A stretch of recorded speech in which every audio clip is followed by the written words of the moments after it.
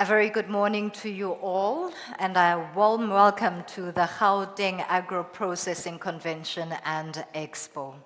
We are led this morning by the MEC Vuyiswa Ramokgopa, led also by and supported by members of the Executive Council in the province. Before we go too far, I would like to acknowledge all other delegates, including global representatives and esteemed panelists that will be engaging with us throughout the two-day program. My name is Dumisang Ndlovu. I am tasked with driving the program, so I've been told for the next 2 days. But first, with protocol observed, may we kindly all rise for the singing of the national anthem.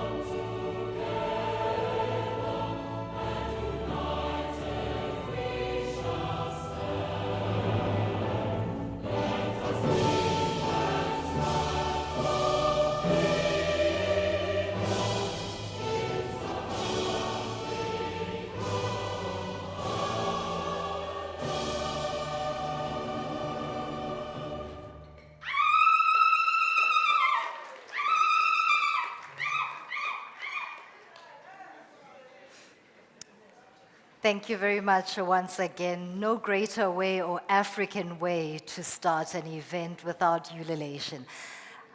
I indicated earlier that we are gathered here for the Agro-Processing Convention and Expo. We are meeting under the theme, Driving Inclusive Growth Through Agro-Processing. The aim is quite simple, doable. It's going to be deliberated in the engagements that we'll be having over the next 2 days. And of course, it is positioning the Gauteng province as the agro-processing hub. What does that really mean? It means development. It means inclusivity where job creation is concerned, but also the developmental and financing element of it all. I introduced myself as Dumisang Ndlovu as an icebreaker and a way of all of us getting used to each other because we are together for the next 2 days. I'll stand on the other side of the podium. This is all of me. I'm not going any bigger, so let's get comfortable with each other. The conversations are going to be big, I'll tell you that. And part of the reason why this gathering becomes important, we're positioning the province as the agro-processing hub, is the barriers to entry that businesses and smaller entities often raise is financing. Today, and in the Expo and the convention itself, there are financiers in the room. There's a beautiful element that is called matchmaking. It's a business-to-business interaction. I tend to want to call it think speed dating. So prepare your pitches. You're going to be meeting your financiers at a very fast pace, but the trick is tell them what you want, how much you want. We also have the MEC of Finance and Economic Development in the room, Re Lebogang Maile, as well as the likes of the NEF. Take your pitch. Be specific about how much money you need to grow your particular business to feed into this industry. And on that note, it's encouraging to say that the formation of the new dispensation of government sees the support that MEC Ramokgopa and her department is receiving by way of introducing that dynamic mix of government. Our welcoming address will be coming from the MMC, Annie Makafula, this morning. The stage is all yours, ma'am.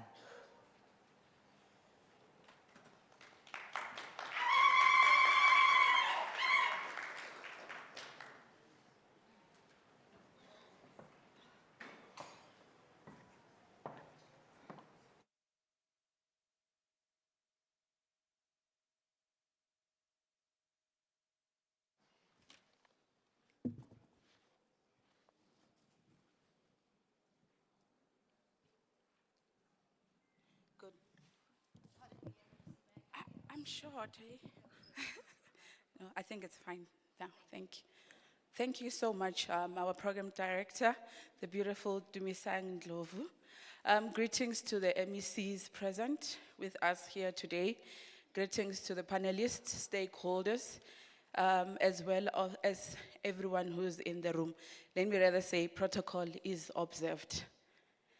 My name is Annie Makafula, as I've been introduced from the city of Johannesburg, and I'm here on behalf of the mayor, Councillor Dada Morero, who could not be with us today due to other council business. I'm the MMC responsible for health and social development in the city of Johannesburg.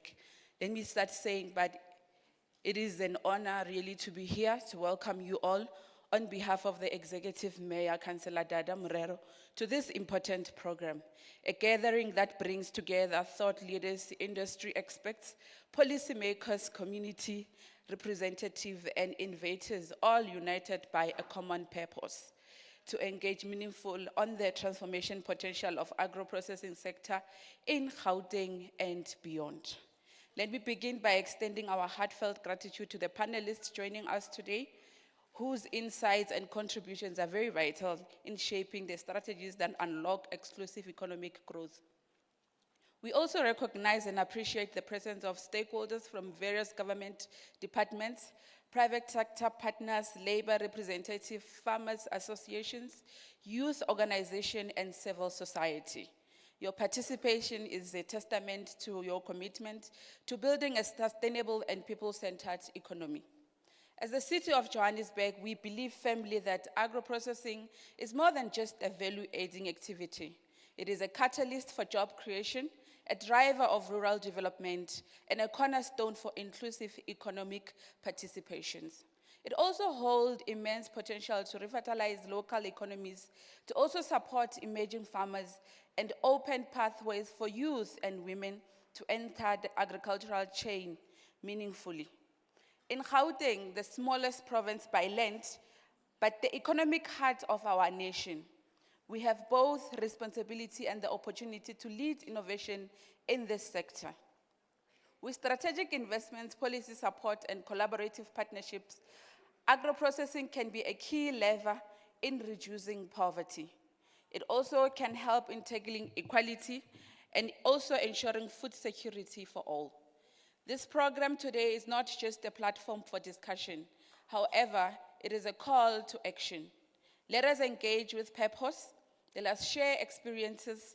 Let us confront challenges and also explore new possibilities that will enable us to harness the full potential of agro-processing for the benefit of all our communities. Once again, I welcome you to Ejozi, the city of gold, Johannesburg, a world-class African city. May today's deliberations be productive, solution-driven, and also rooted in our vision for a more inclusive, resilient Gauteng. I thank you all.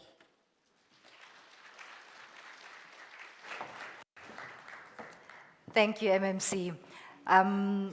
Before I call upon the Finance and Economic Development MEC Lebogang Maile, I'd just like to make a note that there is an exhibition as you walk out of the entrance door to hall number 4 on your right, and that's where small businesses and even big corporates are showcasing so that we get the lived and touch feeling of the agro-processing industry, role players within the space, and essentially what this event is seeking to do, introducing many to market, but also taking market to its people.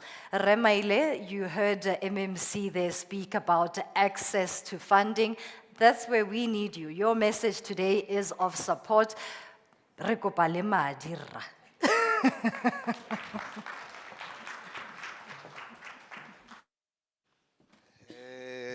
Program Director, Dumisa, Madia Ayo. I get the Buruilo Bonagai, MEC or Minister of Finance, Richelle Day. If I got Richelle Day, we're bankrupt. We must always say there is no money, MEC. Let me greet all of you, but let me just start by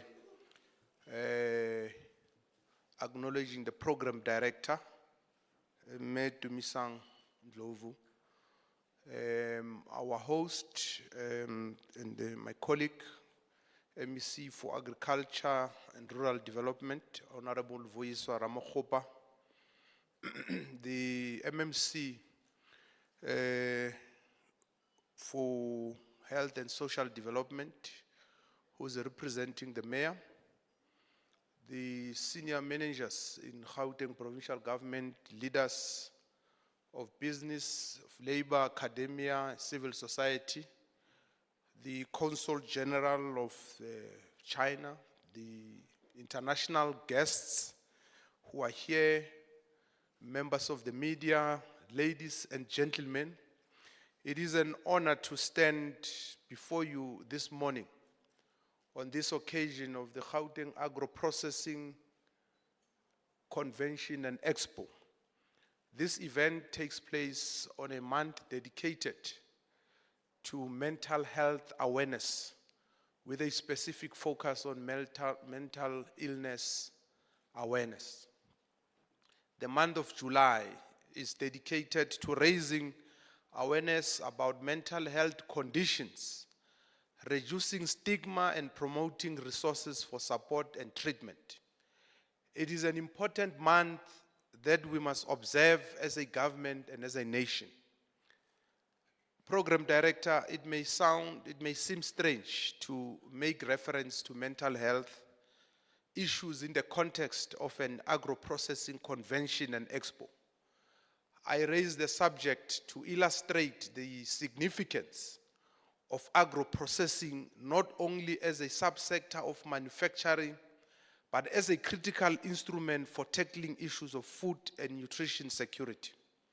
Food security and mental health are closely intertwined.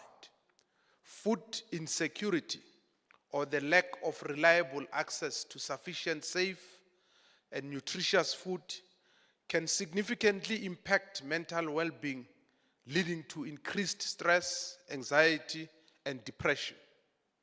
Conversely, mental health conditions can also affect an individual's ability to secure food, creating a cyclical relationship. A study by the National Health Institute confirms this finding. Having made a determination that food security and mental health share a profound relationship influenced by multifaceted factors like socio-economic conditions, access to nutritious food, and societal inequalities.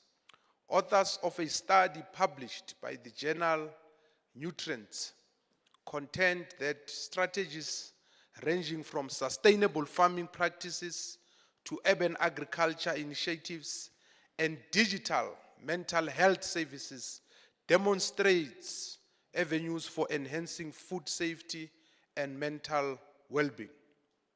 Program Director, I begin with this background because it is important for us as a government that when we discuss complex subjects such as agro-processing and engage on ways to increase agro-processing investments or unlock access to regional and global markets, that we do not lose sight of what such interventions mean for the common man and woman.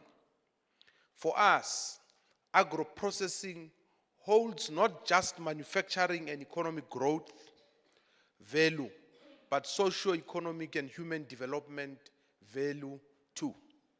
This is especially important in the context of the Gauteng province, where a persistent cost of living crisis has brought many families on the brink, with unemployment, food insecurity, and hunger being the most pronounced effects of the crisis.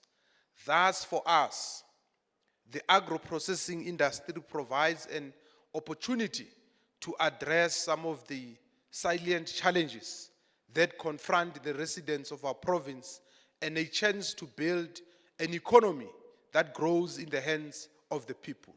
Ladies and gentlemen, the Gauteng province is a significant hub for agro-processing in South Africa, contributing substantially to manufacturing output and boasting relatively strong infrastructure for the sector. The agro-processing sector contributes around 33% to the total manufacturing output in Gauteng, demonstrating its significant economic impact. But we cannot make sense of the importance of the agro-processing industry without understanding the value of the agricultural sector broadly. In a 2022 study concluded by the Gauteng Growth and Development Agency, an entity of the Gauteng Department of Economic Development, the value of the said sector is comprehensively detailed. The study contends that agriculture contributes to reducing food insecurity and poverty in two critical ways. Firstly, by providing low to high skilled jobs, and secondly, by eliminating food insecurity and providing greater choice in global and local food markets. Investment in the sector contributes to the growth of South Africa broadly and supports other labor-intense sectors upstream, including retail and wholesale. A key characteristic of the agricultural sector is its strong upstream and downstream linkages. Upstream, the sector links to primary agriculture across a wide variety of farming models and products. Downstream, agro-processing outputs are both intermediate products to which further value is added, and final goods that are marketed through wholesale and retail chains. The organic link of the primary sector, the secondary sector, as well as the tertiary sector makes the agriculture industry critical for employment creation and poverty eradication. Moreover, the industry value chain has a sizable labor capital ratio, which makes it an important source of labor-intensive growth. Additionally, the sector and interlinked sectors are key sources of foreign direct investment, technology transfer, and trade growth. So, Program Director, Gauteng provides many important economic opportunities in the agro-processing industry, in great part due to its strategic location, as well as its relatively strong infrastructure and logistical advantage.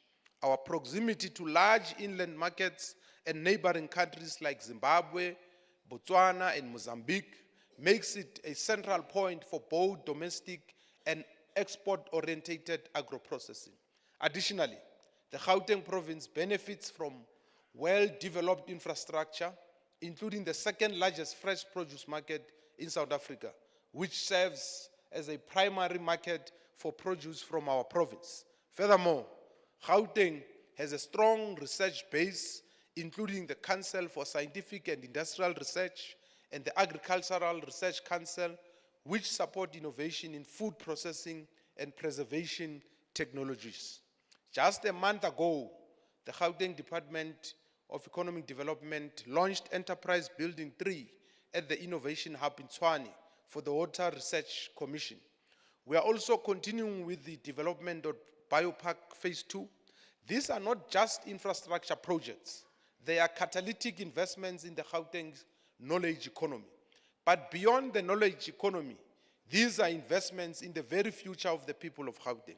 The value of the Water Research Commission in our country's struggle for water security is immeasurable. Water is also a critical resource in manufacturing, including agro-processing.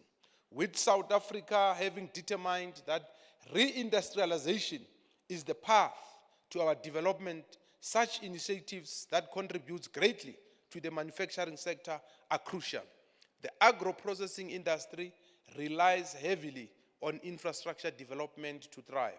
Infrastructure, including transportation networks, storage facilities, and processing plants, is crucial for efficient production, distribution, and access to markets. In turn, the growth of the agro-processing industry can drive further infrastructure development, creating a positive feedback loop. It is for this reason that in the Gauteng province, infrastructure is our biggest investment. While the Gauteng Department of Infrastructure Development was allocated 10.8 billion over the next 3 years, mainly to support the economy through the revitalization of central business districts, far more resources are being directed towards infrastructure development. Provincial government departments and entities have been exposed to a robust budget regime for infrastructure.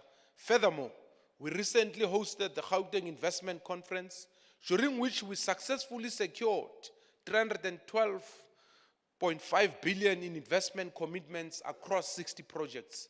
The investment book presented at the Gauteng Investment Conference featured 117 projects across economic corridors, totaling an estimated 239 billion in potential investment.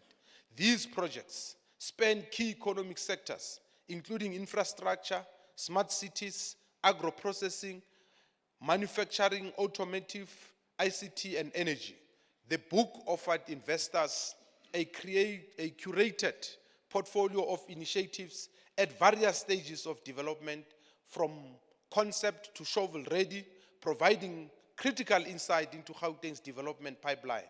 We are working with various partners, including the Gordon Institute of Business Sciences, GIBS, at the University of Pretoria, to actualize these pledges. Ladies and gentlemen, I wish to conclude this message of support for the Gauteng Agro Processing and Expo by emphasizing that the regional economy depends greatly on the Gauteng economy. This is both a privilege and a responsibility for us to turn the fortunes of the region and the continent around. As a government, we are using available legislative and procurement instruments at our disposal to facilitate regional economic growth. We are relying on the private sector to join us in this pursuit and to invest in the infrastructure development of our province. This is the most sustainable way to ensure the realization of socio-economic transformation that is at the heart of economic development agenda. Thank you very much, Program Director.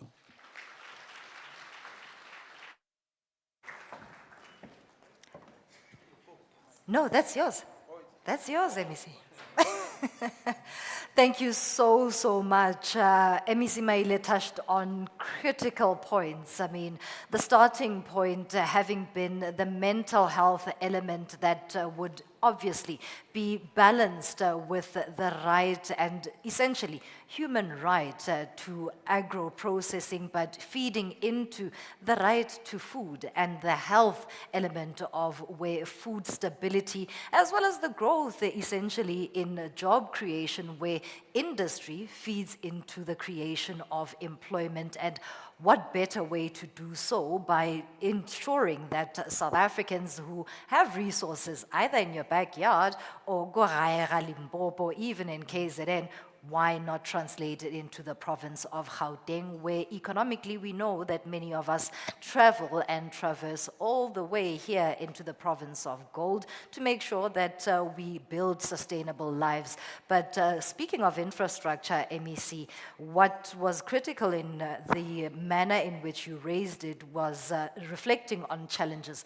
Water for the agro space is quite vital, and we do know and have been told over some time that we may be facing somewhat of a crisis. It is for government to solve, but also the invitation for private business and to have those partnerships and collaborations is what becomes important in engagements such as this. And it is for that reason, as the MEC cited, that there are partnerships that are in the pipeline. Recently, the Finance and Economic Development cluster met with global role players and the likes of China. The visit to China was quite important, and it raises those partnerships that are required from not only a local framework, but also global partnerships with those industries and economies that are doing better in terms of infrastructure with South Africa, where the country can also learn from. And I'm quite intrigued that MEC Ramokgopa's department as well has been going on these engagements where global intensive and deliberations are required to ensure that there is a charting forward that is going to be sustained growth, but also sustained development in how South Africa builds a long-term plan to ensure that agro-processing becomes the hub of how it feeds into the economic growth of not only the Gauteng province, but also at a national level. Your engagements as delegates is quite important throughout these 2 days. And in our panel sessions, we are going to be taking questions from the floor. Whatever it is that you want to opine on, have a question for our panelists, but also seeking those funding opportunities is where the money lies. Excuse the pun in the latter part of that sentence, and I will reiterate once again. Indicate which fund it is that you want to pitch to, and we will create that meeting, that meet and greet I spoke about. Yes, business to business, but treat it like you are flirting with your financial suitor. At this moment, I'm going to ask my suitor for this moment. We are gathered here under the host of the MEC, Vuyiswa Ramokgopa. She's going to expand and maybe reflect on the position currently of the department, what is sought in this particular engagement, and what the near-term outlook is, as well as the longevity that is sought with building agro-processing in this particular province, and also ensuring that we get to a mecca where Gauteng is concerned around agro-processing and the sustainability element of it. MEC, we are all yours, and thank you very, very much for this gracious invitation. The floor is yours, ma'am.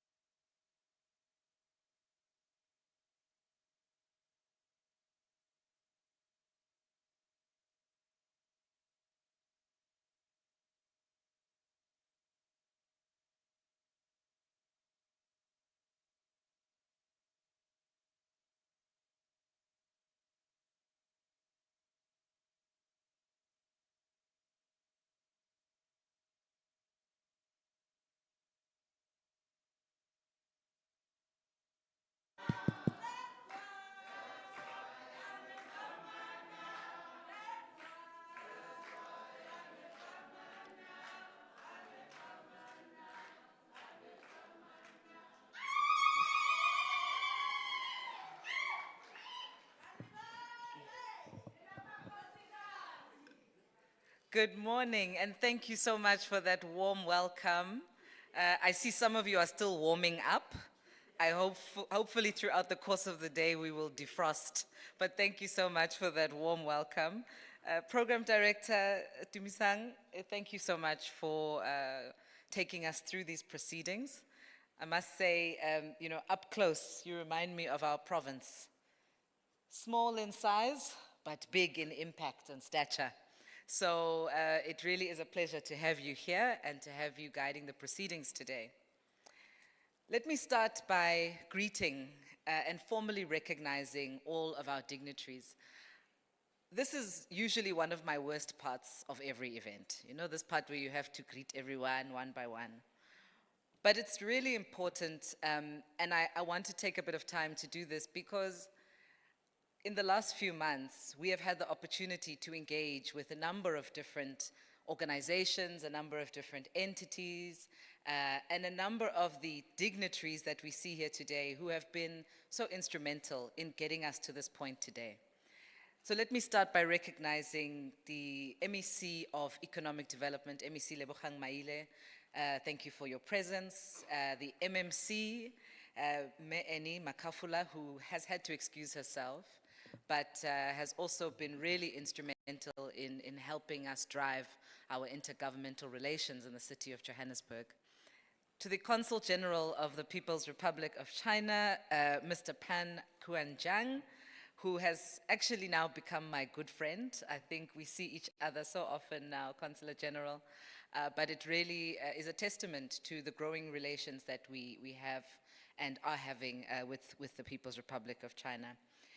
To the representatives of the American Embassy and the Embassy of the Republic of Turkey, diplomatic representatives from the embassies of Brazil, the United Kingdom, Pakistan, France, and Netherlands present, leaders from government, industry, and the financial sector, as well as MPLs and honorable members of the provincial legislature. We are also joined by some of our partners in research, in innovation and development. I'm told there are representatives from CSIR and a number of academic institutions also present. And most importantly, our esteemed guests, the industry and industry representatives, the entrepreneurs, the farmers, the producers, and all representatives from industry present. You are all welcome today. And it really is such an honor to host you at the inaugural Agro-Processing Convention and Expo. Thank you. And as the name suggests, this is the first of its kind. It is a gathering that exists to affirm our commitment to building a resilient, industrialized, and inclusive food economy. We are gathered here today not just to reflect, but to define a path forward for our province and for our sector. This is a path that aims to reposition Gauteng, South Africa's smallest province by land mass, but its most powerful by industrial capacity and by population. And our objective is to firmly establish our place, not just in South Africa, but in the African continent and even globally, as the agro-processing and manufacturing hub of Africa. We welcome our international partners and delegates and are especially pleased to host 3 pioneering Chinese companies, the Harvest Group, which is a continental leader in agricultural packaging and logistics, the Sinagri Yingtai, a biotech innovator in antibiotic-free livestock solutions, and Rainbow Agro, which is a global player in crop protection technologies. Your presence reaffirms agro-processing not only as a local economic imperative, but as a global opportunity for trade, diplomacy, and sustainable development. To our national and provincial partners, mayors, financial institutions, and media stakeholders, we thank you for walking this journey with us. Ladies and gentlemen, this convention is more than just an event. It is a strategic intervention. We have convened here because the time for polite reflection is over. Agro-processing is one of the 10 high-growth sectors identified in our Growing Gauteng Together 2030 plan. And its impact, as MEC Maile correctly described for us, its impact spans across employment, innovation, food security, rural development, and most importantly, industrialization. Yet too many of our local entrepreneurs remain locked out of these formal value chains. Too many SMEs are starved of capital. Too many producers lack market access and scalable partnerships. And this needs to change. So the 2025 Agro-Processing Convention and Expo is about changing that. It's about deepening investment, strengthening linkages, removing those bottlenecks, and bringing everyone, from township cooperatives to multinational investors, into the same room, at the same table, with the same mandate: to move Gauteng forward and to grow our agro-processing sector. Over the next 2 days, we will boldly engage.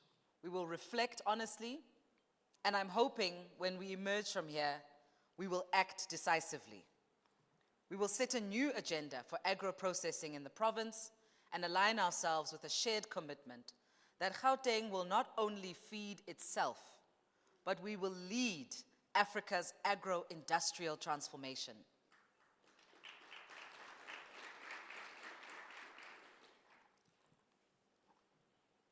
Now let me share a story for you which hopefully will inspire you as much as it inspired me.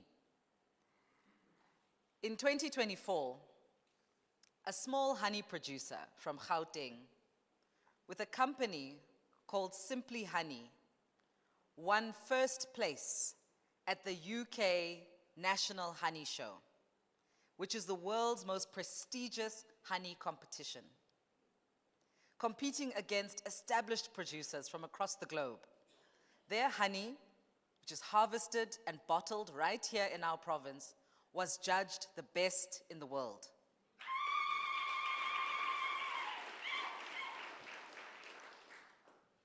This was more than just a win for honey. Sorry, I'm fighting with this thing. Okay, I think we're better now.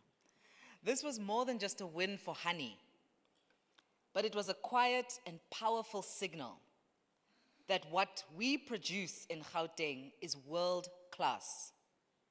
That we are not just capable of feeding ourselves, we are capable of feeding the region, the continent, and the world with quality, excellence, and pride. There's a proverb that says, honey does not lose its sweetness because it is made by a small bee. In that truth lies the story of Gauteng's agro-processing sector. No enterprise is too small to matter, and no company is too local to lead. Agro-processing is no longer a sector that we can speak about in the future tense. It is not emerging. It is not promising. It is here.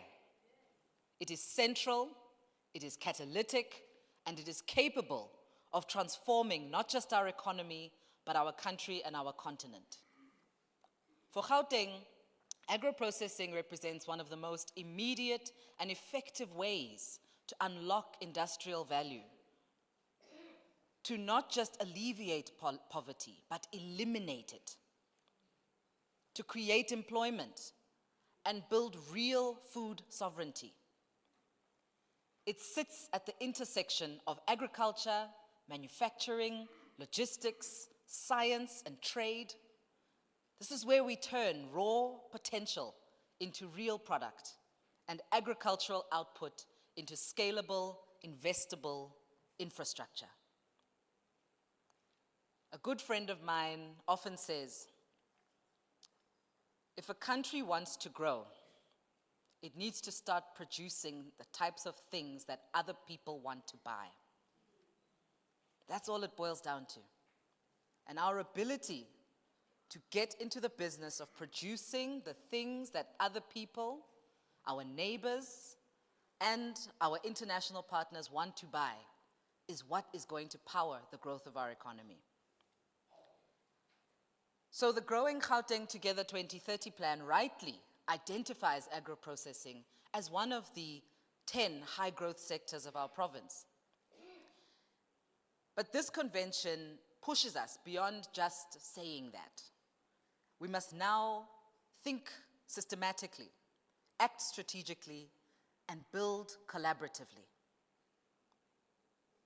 We must move from fragmented efforts into integrated value chains, from policy ambitions to practical implementation, from isolated initiatives to institutionalized partnerships. We are here to discuss and unpack the structural challenges that have kept this sector constrained and concentrated and often exclusionary. And there are many of these challenges that are known to us. There continue to be high barriers to entry for township agro-processors and smallholder producers, many of whom I have personally had the opportunity to meet and to feel the passion and the desire, the innovation, but yet they struggle to access the networks, the capital, and the opportunities to scale. Most importantly, we can't just speak of public-private partnership. We must create the real platforms for that collaboration. And hopefully, again, this becomes one of them. This province already contributes more than 78 billion rand to the national economy through agro-processing, accounting for approximately 5.2% of Gauteng's GDP. Though small in size, Gauteng punches far above its weight. We are the 6th largest contributor to commercial agriculture revenue in South Africa. And this is a clear reflection of our strategic positioning and productive capacity. Through years of policy focus and sector support, including and starting with the 2016 Gauteng Agro Processing Strategy, the sector has steadily recovered from past setbacks, reclaiming a 33% share of national manufacturing output by 2019. And these gains are not incidental. They reflect the strength of Gauteng's infrastructure, the strength of our talent, and our industrial base. But now we stand at the threshold of a new era, one that requires a new strategy. And not just strategy, but bold execution. What we need now is acceleration, coordination, and scale. Acceleration, coordination, and scale. And we need a shared identity that galvanizes producers, retailers, innovators, investors, and consumers around a common purpose. We have been speaking for the last few months about the Made in Gauteng brand. This is a brand we want to see products sitting on shelves all over our country, all over our continent, all over the world, proudly affirming that they are made in Gauteng.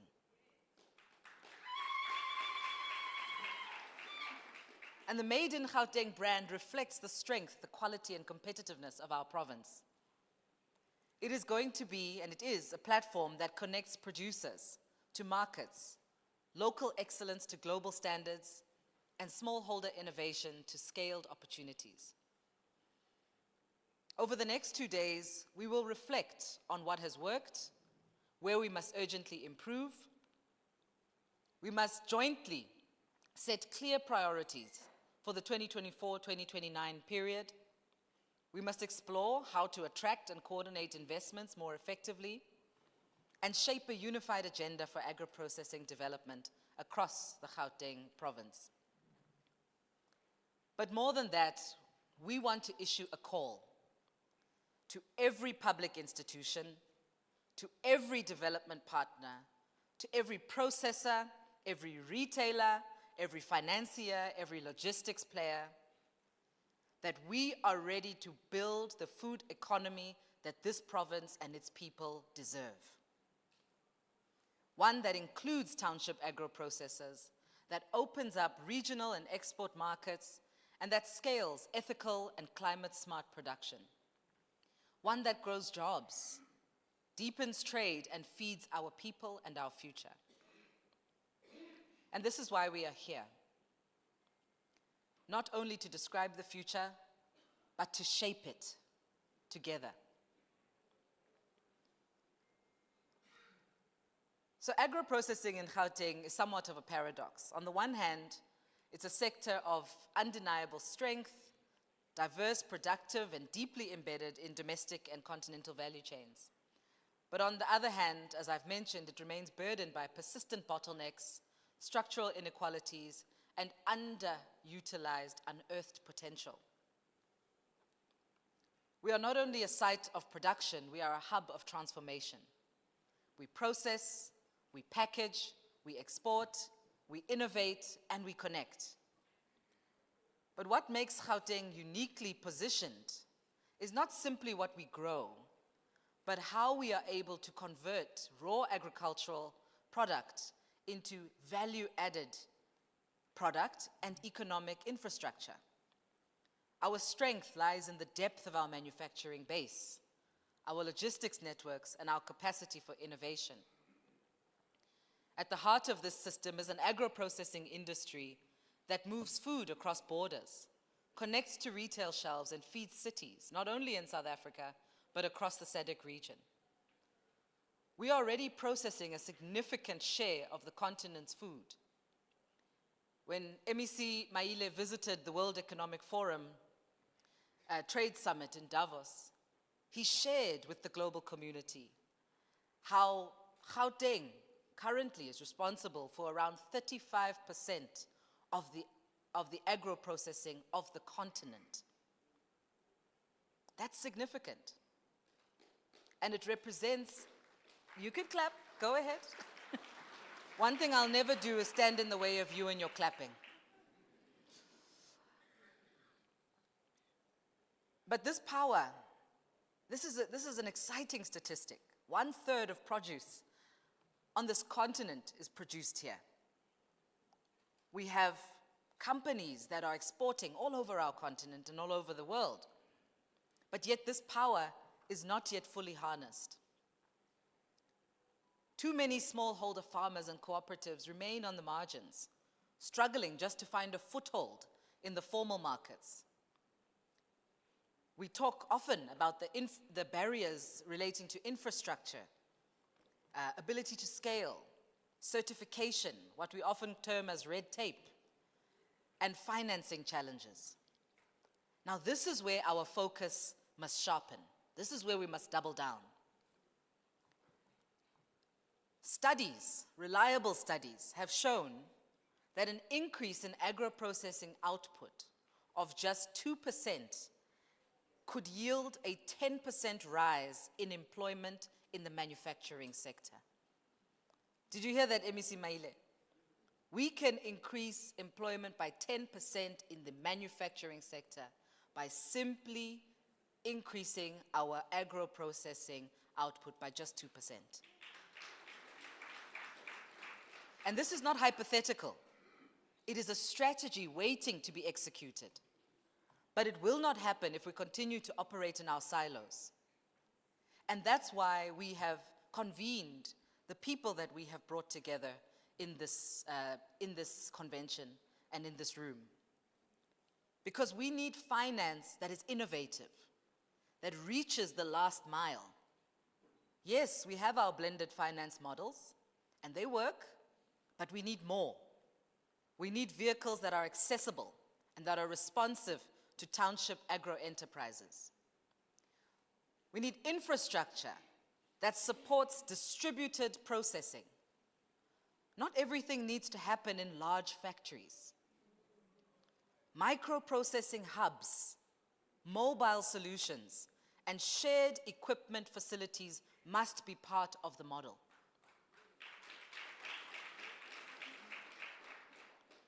We need procurement that prioritizes made in Gauteng products.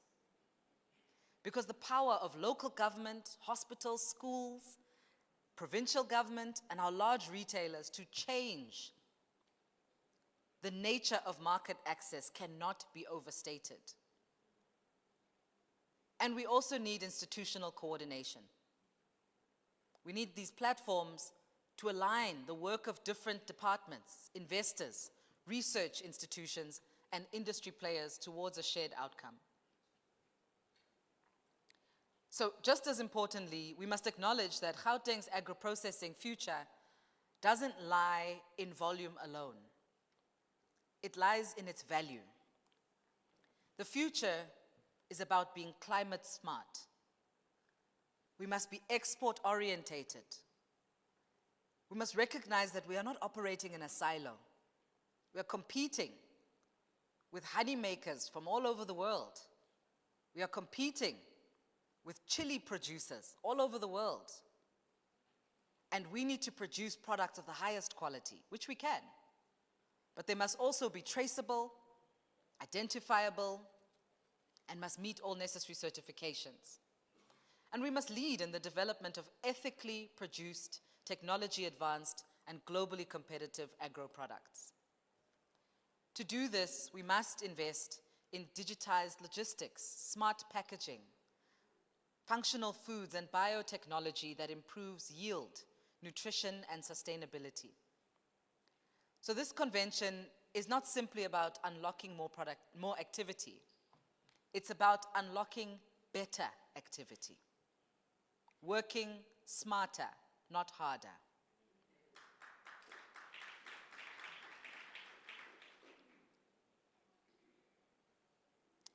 The state of agro-processing in Gauteng,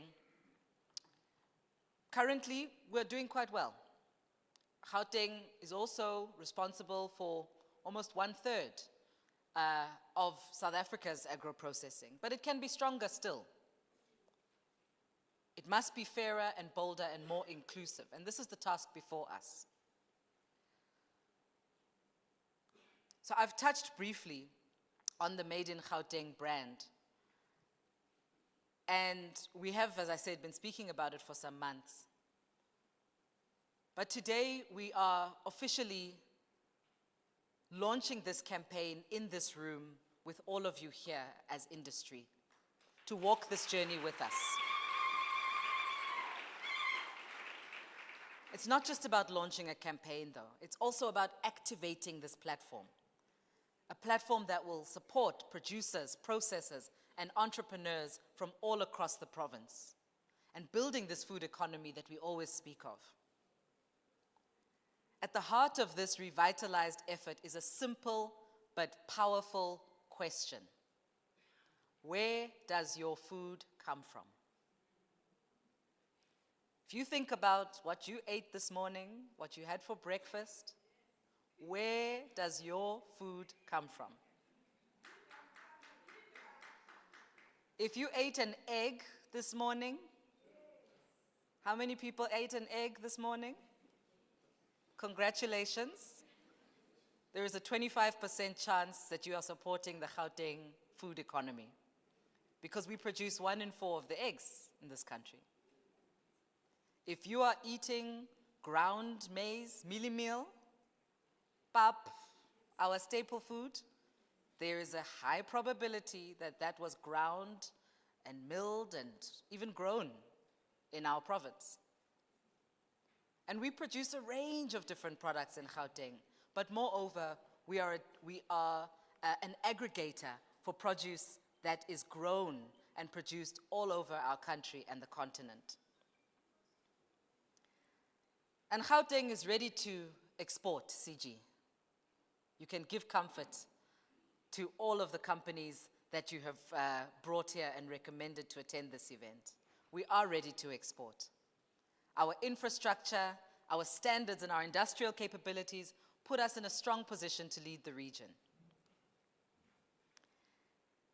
As we gather at this critical juncture for agro-processing, we are called not just to reflect, but to reimagine, to look beyond the horizon and chart a future that is bold, that is practical, but that is also grounded in the unique realities of our province.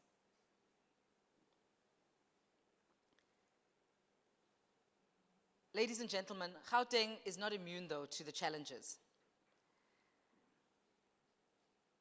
As I've mentioned, we have an industry that remains quite highly concentrated. There are significant barriers for small entrants. But in this spirit, we've taken a decisive step to unlock finance in the sector. The Gauteng Department of Agriculture and Rural Development, in partnership with the National Empowerment Fund, has committed to a 100 million rand blended finance facility, which is dedicated to agro-processing. Beginning in the 2025-2026 financial year, this facility will provide a mix of grant and loan funding to qualifying enterprises with a focus on township-based agro-processors, cooperatives, and high-growth potential firms. And by improving access to affordable capital, we are building the financial infrastructure needed to power a more inclusive, more resilient agro-processing economy. But it's not enough. We have big dreams, and big dreams need deep pockets, MEC. So we invite our partners from financiers and retailers, accelerators, and technical agencies to work with us in ensuring that we can grow our financial muscle and support agro-processors and micro-processors in the province. And if I may, I'd just like to share 5 key pillars of our roadmap and how we intend to approach the next 5 years. Our key priority, number 1, is around unlocking investment. So as I've mentioned, we are in the process of building this 100 million rand fund with the National Empowerment Fund, and it's a blended finance facility. But we must continue to catalyze domestic and foreign investment into the agro-processing industry.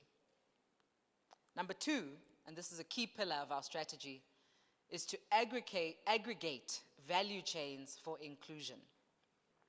So our strategic interventions will support aggregation models that enable smaller producers to plug into larger supply chains, whether through cooperatives, district-based platforms, outgrower models, technology-based marketplaces.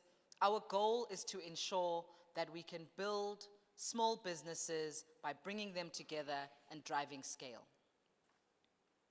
We will also be strengthening the agro-processing roundtable. We are formalizing the Gauteng Agro-Processing Roundtable, which is a mechanism for sustained cross-sector collaboration between government, industry, academia, finance, and private sector. This structure will ensure continuity of the dialogue, will ensure policy alignment and program implementation.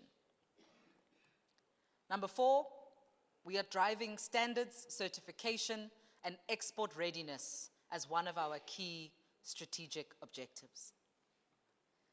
If Gauteng is to lead the continent, we must meet and exceed global food safety and product standards. Through our partnerships with SABS, CEDA, and our export councils, we will support enterprises in becoming certified, competitive, and compliant, and ready to export all over the world.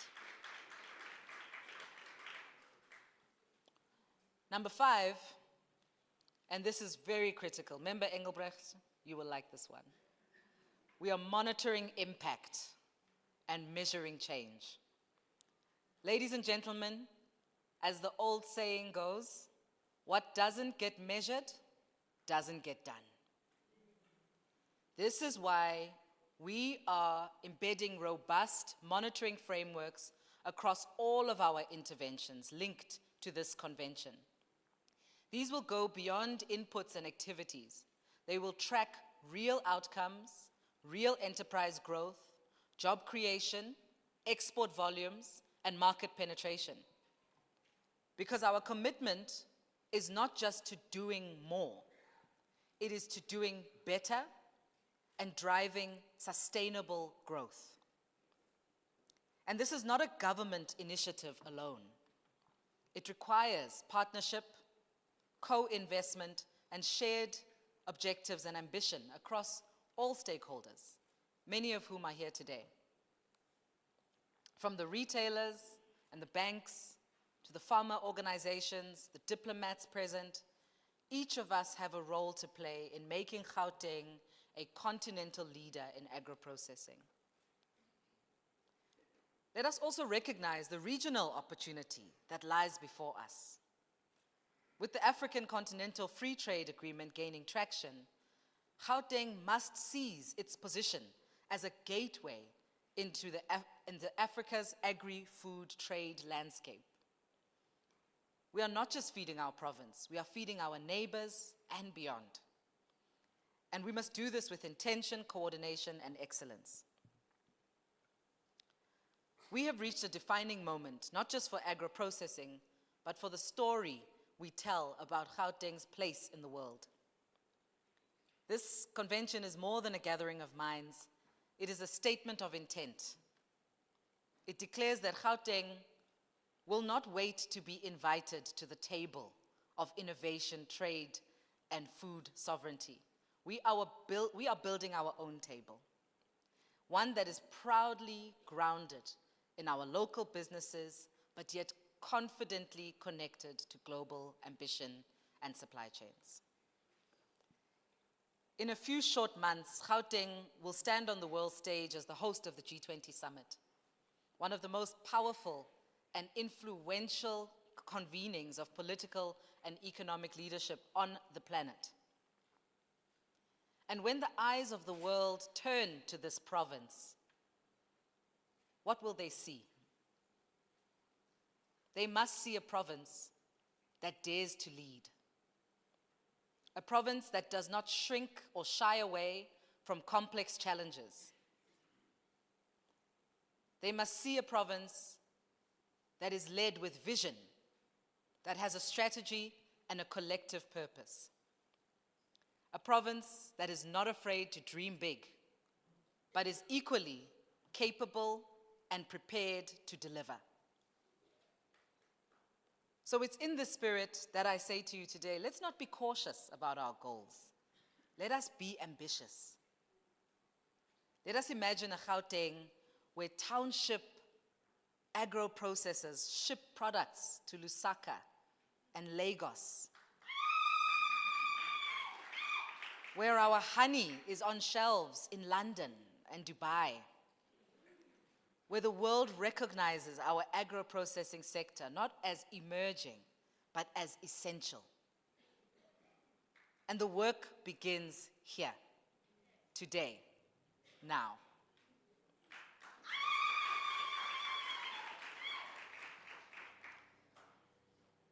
So as I move to close, I want to comfort you and say, this is the last speech you're going to have to listen to for the rest of the day. Fortunately, we have a number of dynamic panelists who will be joining us in a few different panel discussions on different topics, and I'm sure many of you have the agenda that's been shared. But I personally am really looking forward to having conversations, as we've said, about unlocking finance, looking at regional value chains and supply chains, and really coming up with solutions on how we can position this province and this sector as the key driver of the next wave of economic growth in our country.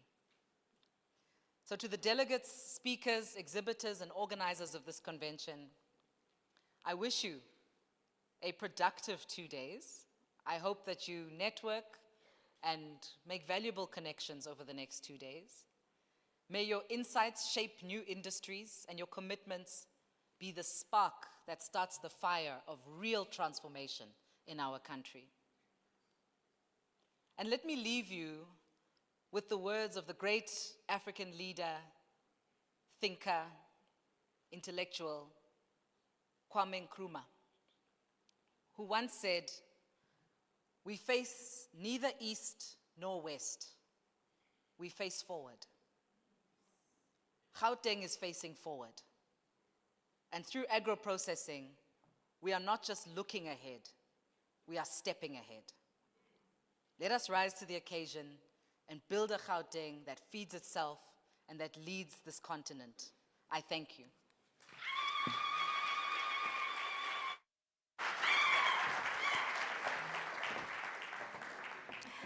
Another round of applause for MEC Ramokgopa. Now that's how you mark a year in office with the launch of Made in Gauteng. MEC Ramokgopa asked a very important question. Where does your food come from? What did you have for breakfast? I'm going to tell you what you're going to have for tea. It's made in Gauteng.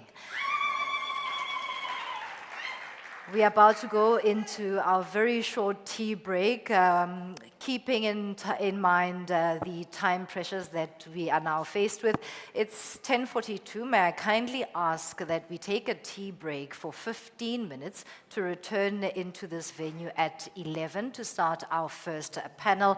And as we go for tea, MEC Ramokgopa encouraged you all to interact with one another, engage with financiers who are in the room to ensure that you are bold in the objective that she set out, that the time for polite interventions is over.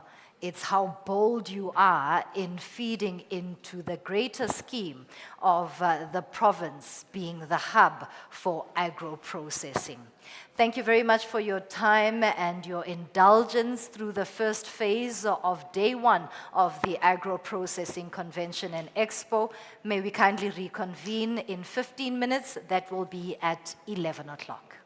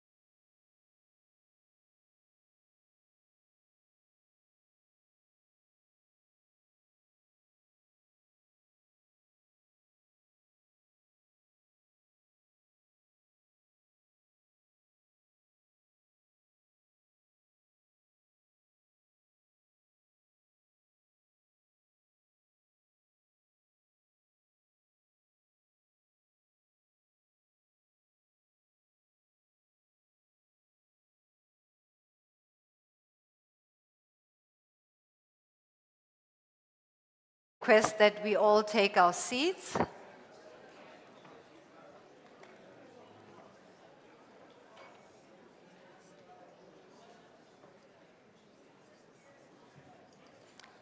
Thank you once again for your attendance. I trust that tea was good and you are slightly warmer than when we started. We are about to get into part 3 of our program for day 1 of the Agro Processing Convention and Expo. I must also remind you for that business-to-business interaction where you pitch for funding. You want the money, go ask for it. You can go towards the entrance door. That's where the registration process was done earlier this morning. Ask for a lady by the name of Ntando. Write down your name and also indicate which financier you would like to meet. I indicated earlier the likes of the NEF, Old Mutual, ABSA. They have representatives here for all of you to engage with. Part 3 of the program involves a panel discussion that speaks of industry growth and trends. MEC Ramokgopa earlier this morning spoke of how we need to reflect, but at the same time talk about the status of the agro-processing sector in the province of Gauteng, but also with a global perspective. To help us do that in our first panel of the day, it will be led by Ms. Leona Archery, CEO at the Agricultural Development Agency, and she will be joined by agribusinesses economist Wandile Sihlobo, Dr.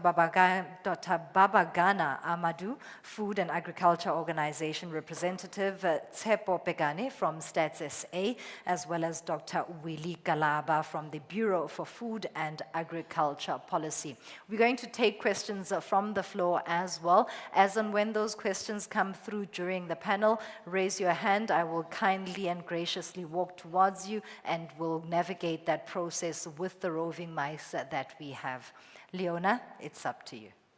Thank you very much, Tumisang, and good morning, everybody. Good morning to the MECs present and all the other dignitaries, and welcome to the first panel conversation for this morning. Obviously being guided also by some of the issues that the MEC raised and the role that she believes that agro-processing should be playing in Gauteng and beyond. Now, we all know, and we are joined, like has been indicated, by a learned panel, lots of wisdom that we're going to find today.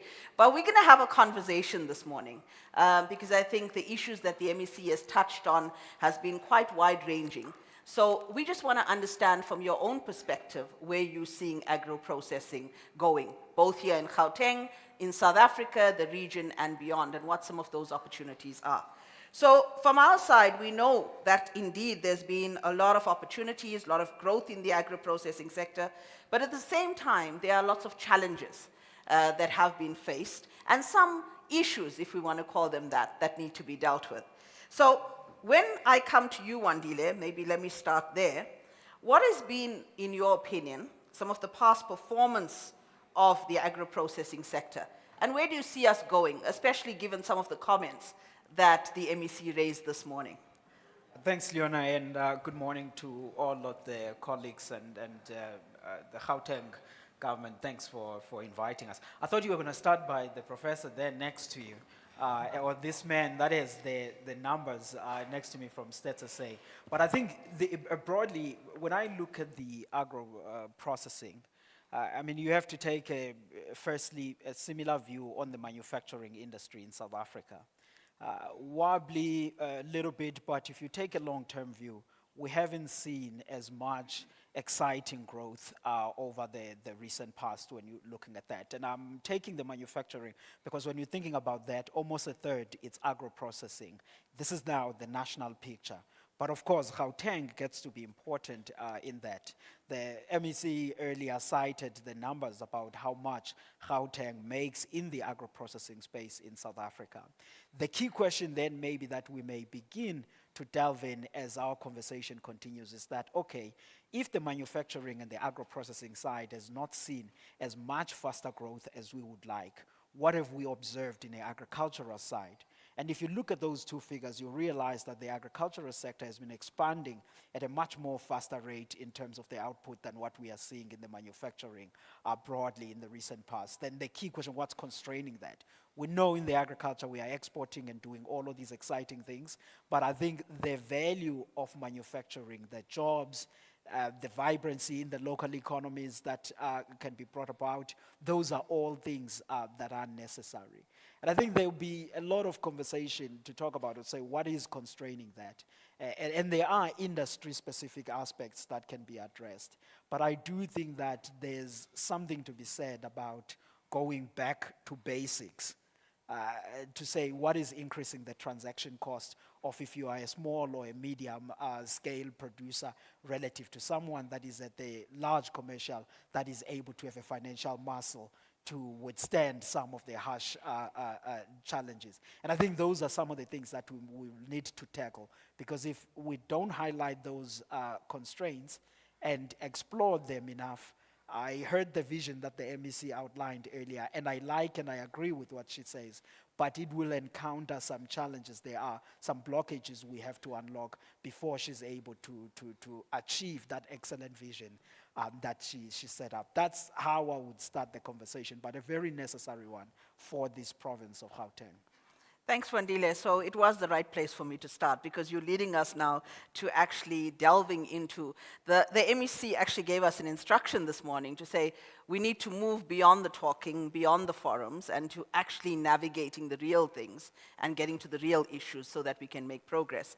So Dr. Matlo, and I'm going to say Dr. Matlo, it was interesting when I saw Vuli Kalabo on the program. I was wondering, is it the same person that I knew? But yes, we've learned something about you today as well. So Dr. Kalabo, maybe just picking up from what Wandile said, right? So we understand where we are, the agriculture sector growing, contributing also in the jobs and increasing, but the manufacturing sector and agro-processing sector lagging behind, right? A little bit. Maybe not as fast as we want it to be growing, right? And Wandile says, let's delve into what are some of those issues that we are not growing. So what are some of those issues? And maybe just go back a little and touch from a statistics perspective also, and I'm coming back to Stats SA as well, on what has been some of that performance, what is that percentages difference? How do we start bridging that gap a little bit more? And how do we start getting onto that growth path that we want to see? Thank you. Is it on? Yes. Okay, thank you very much. You have taken my moment. I was going to talk about the different person who's sitting here versus the one that is known. But thanks to Mutlacho Makaipia for kind of taking us all the way back to when Willie was still a person. But coming to the question, and you raised quite a number of questions that are interesting. I don't think I'll be able to respond to all of them. Otherwise, the time that is in front of me won't be sufficient. But that's also the reason why we are a team of 4 to tackle all these issues. But maybe I want to start from this morning when the MEC was talking. She made a very important point, and I'm going to paraphrase it because I won't be able to remember word for word. But what she said was, successful countries are the ones that produce what others want to buy. And I thought that was very powerful. It basically, well, as an economist, for me, it basically means that you need to produce what someone is willing to buy. You need to respond to the demand. Because then if you don't, you may have a product, you may have all the efficiencies to get to a point where you are able to produce, but if no one is going to buy that, all those efforts are really wasted. Yeah. And this is where now Gauteng comes in, and it's actually a powerful story, and it was reported several times in that being the smallest province, agriculture by nature and by structure, it is land intensive. Most of agricultural activities require massive land, which unfortunately structurally, Gauteng is not endowed with those kind of resources.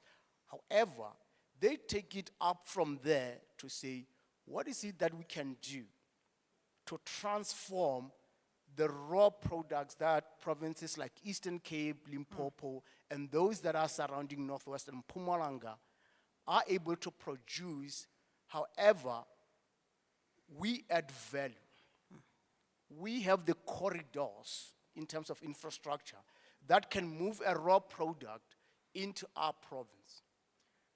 In adding value, we add jobs. In doing so, we are linking rural and urban economies. Not only is it creating opportunities for Gauteng businesses or Gauteng people, but it's creating that demand from rural areas. And again, going to her point, that Gauteng wants to buy raw commodities from Limpopo, Eastern Cape, KZN, and all other provinces, and which means that it has demand. And my point here is that integration should be acknowledged and appreciated, that Gauteng is not going to do it alone. It needs other provinces and vice versa. And the same linkages, they go beyond our borders. Now I'm coming to your first question about growth and opportunities.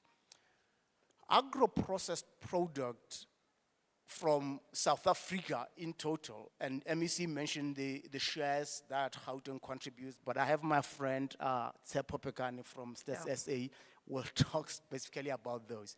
But in terms of what Gauteng contributes to those total exports, but the African market takes the largest portion of agro-processed or manufactured, if you want to go, all products that go into the region or into the continent.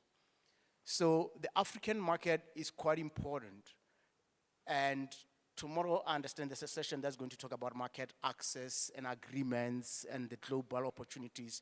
They will go deeper into that. However, that is not where the ambition should stop for Gauteng or for South Africa.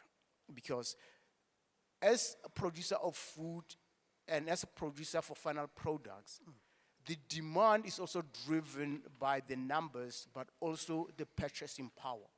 So there are markets that are very lucrative. There are markets that are paying more for the same unit that we sell locally and continentally, that we also want to add that value to those markets, and market access would come. Now, my final point now would come to some of the things that we can do better. And here, as I was walking around and as I'm seeing and engaging with some of the people, I see some are farmers, some are engaged with primary production.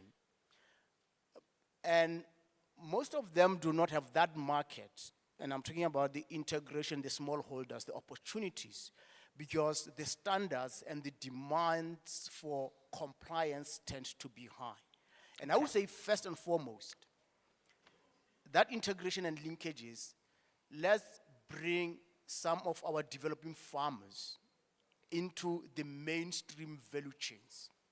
And obviously that will take time, that will take resources, but I think that's the role of government to enhance, to facilitate, and to allow them to be participants and also share on this big pie that we are trying to grow as a nation. I'll Perfect. stop there. Thank you. Thank you. I'm going to come back again to this issue of inclusion within the agro-processing sector. But maybe just as a starting point, coming back to you, Mr. Pekane, if you can then help us a little bit more on the statistics side, right? What has Gauteng been contributing in terms of the agro-processing sector, and where do some of these opportunities lie for the growth that the province is looking for?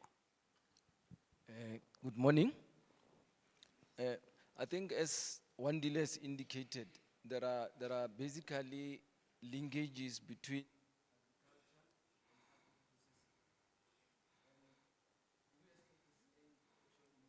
Do you want to move your mic closer? Yeah. No.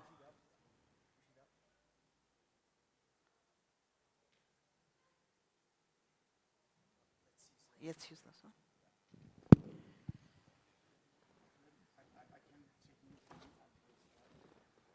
Good morning. I hope I'm now audible. Yes, I was saying, as Wandile has indicated, there is linkages between agriculture and agro processing. And in terms of our framework, where in terms of measurement, we use a standard industrial classification of all economic activities. We measure agro-processing in farming, where some of the agro-processing actually happens even at farm level. So it happens within the farming and the agriculture industry, and as well as the bigger part that is located in manufacturing. So in terms of the figures, I would like to just give what we have in terms of the performance of the agricultural sector and the specific agro-processing within manufacturing. And maybe when you want to look at the performance of the industry, I'll look at maybe just 3 key issues. The first, the contribution to GDP, which will actually give a measure of how you perform, even relative to other sectors, depending on how your share performs over time, and the incomes that you earn in the industry, as well as the amount of people that you employ, which I think maybe they are good indicators in terms of how the sector contribute. If you start with agriculture over time, when you look at its contribution to GDP from 2013 to now 2022, its contribution to GDP was 2.1% in 2013, and it increased to 2.9% in 2022. You could see it's such a jump for the industry in terms of moving between the 2 periods. And when you look at their incomes, from when we were conducting our censuses, in 2007, the gross farming income was 79 billion. It moved to 294 billion in 2017. And the last time we had the large sample survey of agriculture, they were earning 424 billion. You could see over time, both their income and their contribution to GDP has been increasing. Whereas when it comes to employment, especially when you look at paid employees, there hasn't been quite a movement. It has been stable over this period, where in 2007, they were employing 769,000, and it dipped to 753 in 2017 and came back to the level with 770,000 people who are employed in the sector. Now when you look at manufacturing as a whole, its contribution to GDP in 2013 was 13.7%, and it increased to 13.8%. So you could see it's just a move of 0.1%. But now, when you locate the agro-processing within the sector, of the 13.7%, agro-processing contributed 3.5% of the 13%, which means nationally, it contributes 3.5% of the GDP. That was in 2013. Okay. Then it increased to 4%. So you can see a full 0.5% nationally on the national GDP. So that's a huge jump, and it's the one that is actually sustaining the movement of manufacturing within the national GDP. And if you look at the incomes that they earned from 2014, the industry was earning 500 billion, and it increased to 970 billion in 2023. When you look at employment, it increased from 345,000 in 2019 to 362,000 in 2023. So when you look at the contribution of Gauteng in terms of agriculture, it represented 5% of the employees that were employed in the sector. But in terms of income, it earned 11.3%, making it the third biggest in terms of income earned. And when you look at the number of employees that it employs in the agro-processing, it is 26% of the people. So the two combined, if you look at their contribution to GDP, is 6.9%. Income earned 1.4 trillion over the period and employs 1.1 million people in 20. This one is 1.1 million in March 2024. Thank you. Thanks for that, Mr. Pukoni. I was going to say the statisticians will always have all their numbers at their fingertips, right? But I think very, very interesting numbers that guide us, okay? So I want to come as starting on the conversation, Dr. Amadou, you having a much broader perspective coming from the FAO, not just of South Africa, but regionally as well and globally.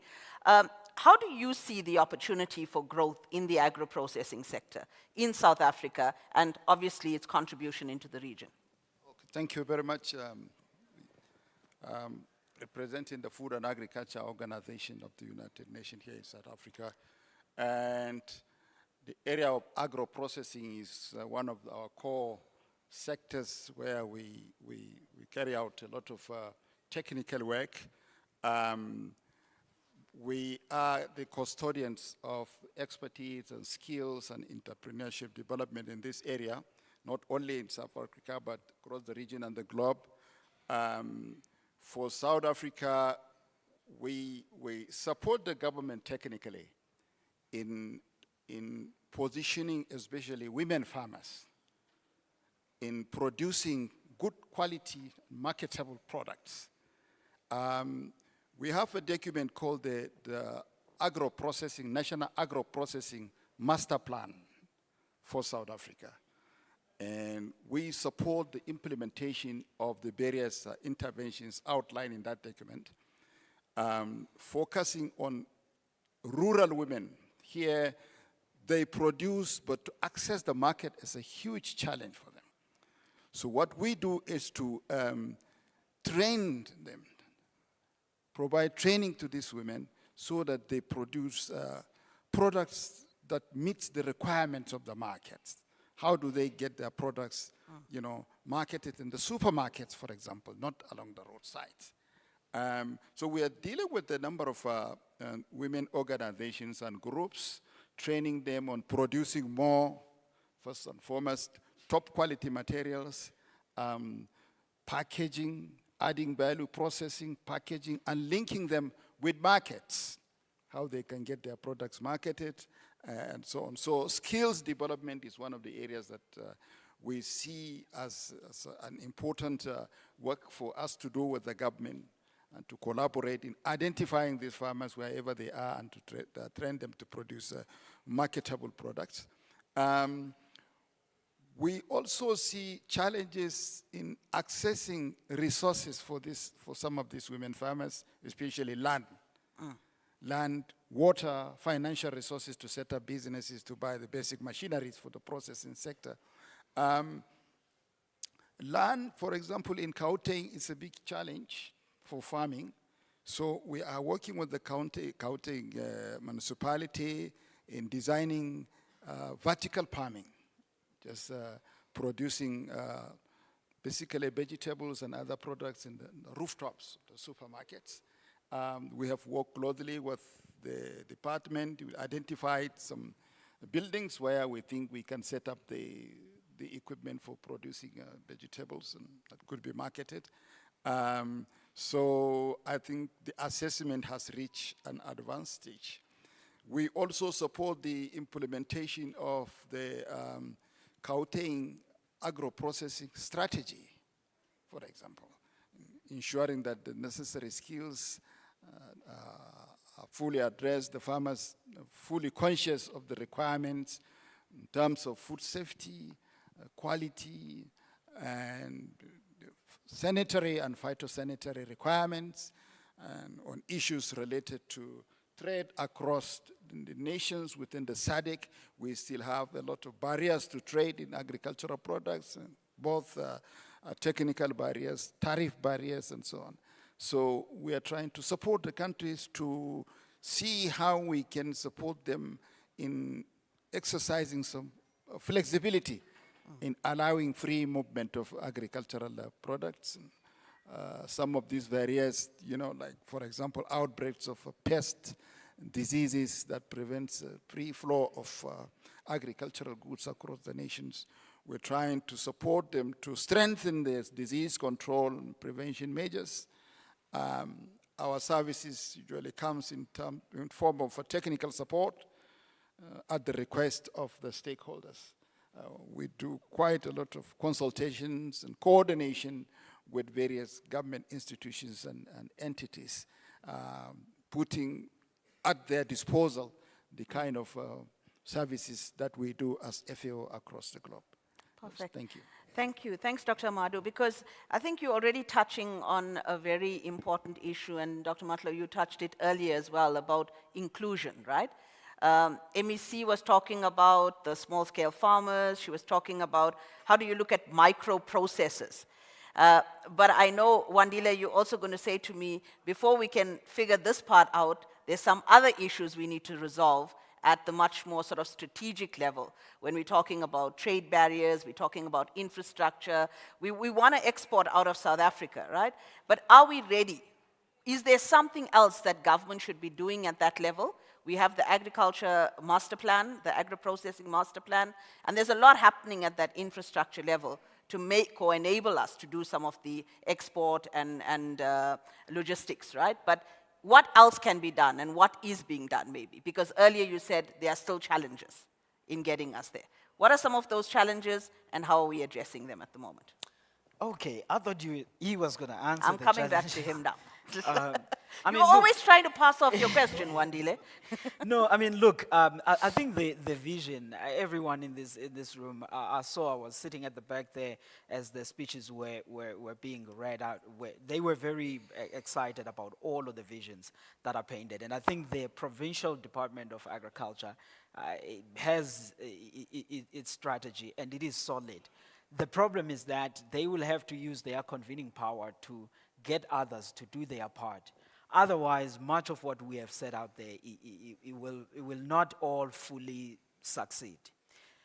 And the basic point is that the provincial government or national government is an enabler, not the one to actually been doing the work. Then we have to enable many of these entrepreneurs and the business people that are sitting in the audience to say, can they continue to do the work that they aspire to do? And there's always this barrier. I mean, the professor is talking about it now, that people accessing the market. There are not in a lot of big businesses that are sitting out there and dreaming all night about how to close the small guy from entering the market. The key thing, it gets to be the transaction costs that are very high for you to be able to get into that space. One of the major poultry producers here, if the municipality is not delivering the water or electricity or road, they may have the money to do that. But Dr. Kalaba may not be able to open up his road and actually get those things done, which is where I think then the provincial government maps up the strategy, thereafter say, what are the enabling blocks to achieving this strategy? Which are the departments that are responsible for that? And I think they will get that from their continuous consultation with various people in all of the regions of Gauteng. And therefore, they use their convening power, the head of department, to get those departments to do their own part. On private sector, they are already sitting down here. He's looking down. That's Stevald at the corner in front there. He's in the red meat industry side. Then some of the people could listen to him and hear what he thinks about the partnerships, and thereafter utilizing again that convening power. That's the starting point that I was talking about. And then the 100 million rand fund that the NEF and the others are putting in place, it thereafter then kicks off all of that process. That's how I see and think about where this would go about. Because what I would like to see, I mean, so we read up the numbers here about how the manufacturing has performed, how the primary sector has actually performed. And there is a room for boosting both inclusion and also getting those numbers to grow at a much more faster pace than he has outlined, both on a primary as well as on a processing side. But I mean, the other advantage we sit with here, Matlo was just talking about this, the incomes in Gauteng that are reasonably better than some provinces. You have a high concentration of population, which means then the buying power and the demand is here. So there's a lot more of that can be done. But also the fact that you are at the center, as in for processing and then distributing to all of the other regions. So there's a lot of things that can work in our way, but we will have to get all of the environment around us to be working. The last point, I mean, a friend of ours, the three of us, we have a mutual friend called Johan Kerstin. He runs the Bureau for Economic Research, the BER, at Stellenbosch University. They release per quarter their confidence index for businesses. And it's usually done on a provincial level and on a sector by sector. If you look at the Gauteng, and then you look at the numbers that they have on sentiment in terms of food, you will see that this province, vis-a-vis the Western Cape or a few other provinces, we haven't seen an exciting sentiment as what the Capes are doing. And I'm mentioning that because it matters for private capital that will also come in, which is the point the MEC was talking about, that they are looking also for private capital.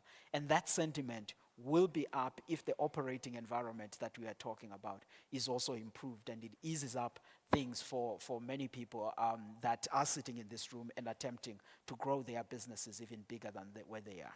Absolutely. Thanks, Wandile. Dr. Matlo, maybe if you just want to add to that as well and touch a little bit more on the inclusion and some of those challenges.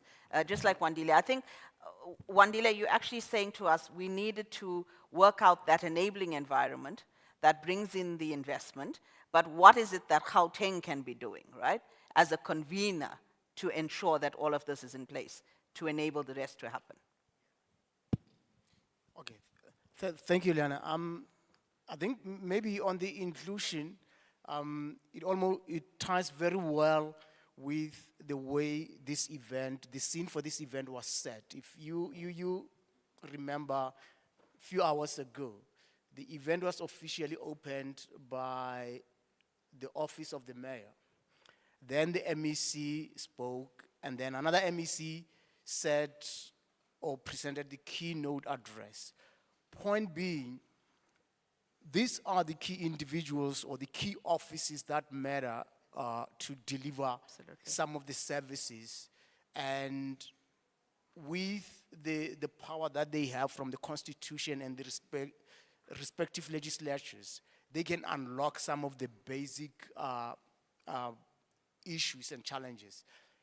But we must also not forget that as politicians, they have a limited lifespan in their offices unless they deliver quick or they get reshuffled. But where I'm going is that also in contributing or suggesting what to be done, we need to look at things that can be done quicker, sooner, so that by the time we get to the next cycle of elections, they have something to show, right? But most importantly, they have provided services to the people that matter. As I said, the farmers in the province, the agro processors in this, as well as to have high impactful activities that they can show. So I would start with something that is already in the pipeline that needs to be coordinated better and go to the actions in the implementation. Prof talked about the AAMP, which unfortunately doesn't seem to feature that prominently in this event, but given the first one, surely in the subsequent events, it will be included. But the AAMP is coordinated at the national. It was signed by business, labor, government, and while we acknowledge that there are one or two things that still need to be done, but the reality is it is accepted as government policy. There are interventions that have been identified. There are resources to unlock some of those. So my point here is that, so for each and every value chain or industry that is represented in here, from that kind of coordination starting at the local up to the top, those low-hanging fruits, identified opportunities as well as resources are included in there. And that would be the starting point to act, not to talk, as the MEC has mentioned, that the agreements are there. Now it's just fine-tuning some of those elements. And we can ignore that at our own peril. And then at the end, we come back and talk and say, what happened? Wasn't this helpful? I would stop there, 100%. just mention one point. 100%. Yes, Wandile. Just a quick point. I mean, I think, Doc, it is great because if you listen to some of the points the MEC has made, she talked about the investment as part of her strategy. She talked about these roundtable. She talks about the value chain aggregation. Those are the core points that we have included in the AMMP. And I think, and I am hoping that then the partnership side with the private sector is part of that roundtable. Because for me, that is where the regional specific constraints will come about, and then those will need to be addressed in coordination with the other units of government. Because if we can do that, then all of this will largely take off, because at least you are not held by the other things that are outside of your own provincial government. 100%. If I want to come back to Dr. Amadou, right? So you also referenced the Agriculture Agro-Processing Master Plan, and all of us are speaking to that as well now and saying that that is a starting point. It's an opportunity because it has been used to be able to convene in the sector. It is bringing together parties. A lot of thinking has gone into it. So from your own experience and also your exposure globally, how can we unlock this agriculture and agro-processing master plan to the point that we need to? Is it government? Is it private sector? What are some of those things that we can do to move this now into what we're calling this high growth trajectory that we want? Okay. Yeah, so this framework has been in place for a couple of years now. I think a lot of efforts have been put into it to implement. So we think as FAO, I think the starting point now will be to assess the performance of the master plan, how far, to see what has gone well in the implementation, what hasn't gone well and why. Review the document to update it, the document to bring it in reality with what has been going on. So we have identified the barriers to the free movement of trade in the SADC region as one of the very big challenges to trade in agriculture and agriculture products. And so we are in consultation with the member countries of the SADC region to harmonize their trade laws, to harmonize some of these compliance requirements and so on, to have, so that countries can export at ease. Right now, as we speak, a number of the countries are facing serious problems with the export of beef, for example. This is a very deep-rooted problem in SADC. So we're trying to see how the countries can act together in putting effective control measures against transboundary animal diseases. This problem has created, the banning of so many active players in the beef market internationally. South Africa used to export, for example, to the EU and so on. Now it cannot even export to Botswana. So we're really working with the member countries to review some of these laws to allow free flow of agriculture products. In the area of production, there are still deficits. We still have food insecurity issues in this country. So we need to produce more.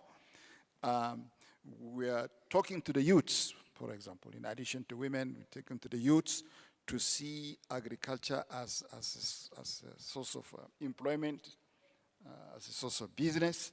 So we are working with youth groups, training them entrepreneurship skills. We train them over a period of time on different aspects of managing agriculture business.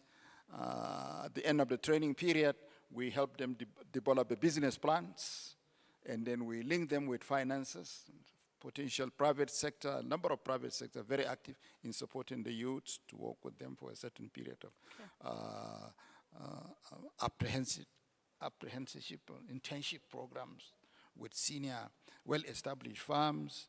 So by the time they come out, we link them with a possible source of funding. Some of the institutions here have been very helpful. Land Bank, for example, they've been supporting some of these graduates to set up their own businesses across. So Yeah, we also promote skills and knowledge between countries. Lessons learned from other countries, how can it benefit our farmers here in agro-processing, exchange visits between countries, farmers from one country to the other to go and see how the agro-processing business is flourishing in other countries here. So we are doing quite a lot of things with the relevant government departments. Perfect. Thank you. I'm going to come now to take some questions as well from all of you, because you are the people that are most important today, and we want you to go away with additional knowledge to what we came with.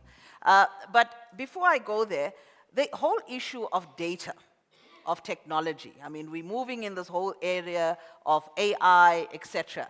Mr. Pokone, how are we ready as far as data in our country is concerned that can support some of these interventions that we want to make?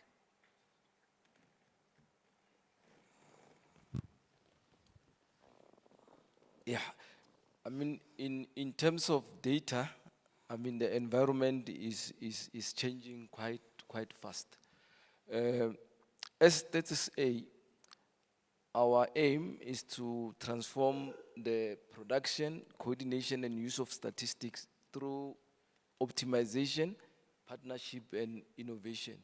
So what this means is that as Status A, we see this area of data as something that not only Status A can resolve. In terms of our national statistics system, we have a role of coordinating all the other role players, so, which means the data gaps that exist, it's not only stats that will close them. We need all other data producers to come on board, where those innovations will also come into place in terms of how do we source the data more efficiently, how do we use the skills that exist within the country. And you know, in terms of other producers, we also offer support in terms of framework, so that where the gap exists and there are role players who could exist, who could close it. We want to make sure that that type of intervention is sustainable within the framework that allows easy accessibility for everyone. And based on how we work, we basically prefer data to be produced that can be freely available in most of the cases without cost, so that it can actually fuel the plans within the country. And obviously, even within stats, we have efforts that we're trying to use technology to improve our processes. Perfect. So I was just thinking earlier that if we want to figure out where all our microprocessors are, where our smallholders are, you know, there's a lot of work that we need to be doing. But it's good that we're still talking of the issue of aggregation, round tables, bringing the right people around those tables, and aggregating even our data producers in our country. Where is data being produced, and how are we bringing that information together to make it usable in the way in which we identify some of these quick wins and the interventions we need to make? You are in Gauteng here, but the national government, the Department of Agriculture, has to do its part to fund the agricultural statistics through Stats SA. Because what all of us know more about, we know a lot about the 42,000 people who have a turnover of R1 million. But below that, you have estimates coming from us, coming from BFEP and the others. And if we are going to plan for that new entrance of farmers with clear specificity of where they are in their locations and what they are busy with, the 2017 census is good, but it is not as comprehensive to allow us on that. And I think that's something that South Africa needs to do on funding statistics. 100%. So I wanted you to say that, Wandile, so I'm glad it comes out. And I'm hoping that National Department of Agriculture is also here with us today, and so we can take these conversations further as well. Remember what the minister said, it's not about conversation, it's conversation for action. And I'm hoping we're going to take this up. Let's see, are there any questions, additional comments from the floor? If you raise your hand. Too much statistics. There is one question, Leona. We are in luck. Sawona. Dumelang, my name is Tsidiso Mutikwe. I have a concern with regards to the report that the statistician has given us. He mentioned that the GDP contribution has increased, the income earned in terms of manufacturing has also increased, but then he indicated that the number of people employed, like in terms of dealing with the higher level of employment, hasn't actually has depreciated. My concern is that the farmers, the farming industry is employing mainly foreign nationals. So in that regard, the issue of unemployment will not be resolved by us if we keep on employing and exploiting illegal foreigners. So I would like to know, Hore, when you do your statistics, how do you determine if the people who are employed are South African or foreigners? So somehow I feel that it's not accurate, and for us to deal with that issue, it has to be indicated by yourself as Stats SA. Thank you. Thank you. Can I see another question? Yes, there's one there and there's one here, and then we'll come back to the panel.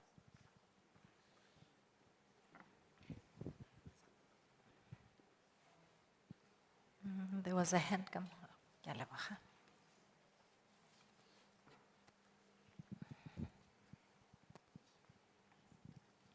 Hello. My name is Chozane, a youth farmer from Echwachwa. We are farming at a communal farm next to a school called Rolishasha. One of the challenges that we have is land acquisition. We are struggling to acquire the land lease agreement, so we can't even apply for funding. We are mainly focused on producing animal feed using waste, which is a black soldier fly. So my main question is, how do we access the land? Thank you. Thank you. Thank you, sir. There was another question prior to, I'll go to the gentleman in the black, pardon me.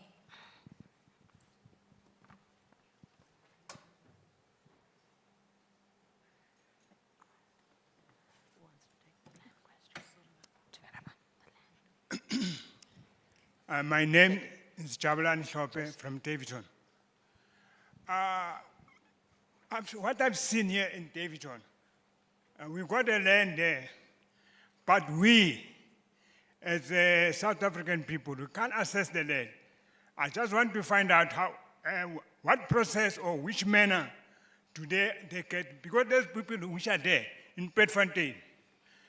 Those are maybe from foreign. I've seen, what I've seen, the owner of the land was a Chinese. And then when I want to talk to him, he couldn't communicate with me. So I just wonder, how did he access the land? Because he doesn't know the English. How did he communicate? But he's owning the land. And the people are working there are Zimbabwean. So we African, people from here, where must we do this? Where must we get the land? Thank you so much, Baba. Leona, may we kindly maybe just take answers for the three questions that we have. Thank you. They are similar, related. I mean, it's land, and there is also the issue around employment of local South Africans. Baba, we do have esteemed guests from China, and it is a discussion to be raised, and maybe we'll get clarity in terms of what you are referring to specifically. Thank Leona, you. over to you while I Mr. take more Pukone, questions. you want to start, and then any of the panel members. Dr. Matlo, on the land. Who's taking the land? Do I say? You want to talk about land, Wandile? No, go ahead.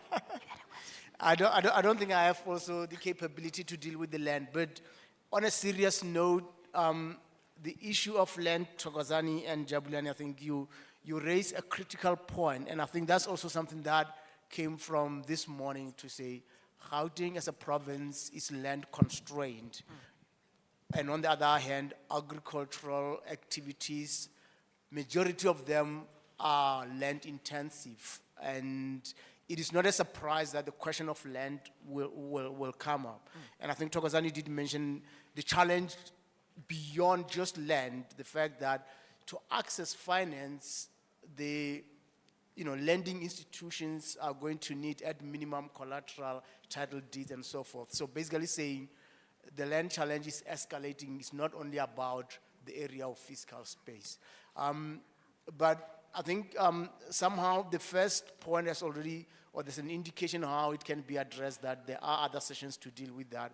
The provincial and the national department, I think there is a program, there are programs on land and how to raise these kind of issues to address specific points. But I think at a high level is that the South African government, the National Department of Agriculture, is quite keen to get those who are involved, who want to expand their activities, to have access to those resources. But I think for the panel, it would be too far to resolve the issues, but have been raised and registered. Jowazani, the doctor is being politically correct. Listen, there is about 2.5 million hectares of land that is under the PLUS program. You have land reform in 3 branches: land restitution, and land redistribution. In that 2.5 million hectares of land, some of it is in this province. Yeah.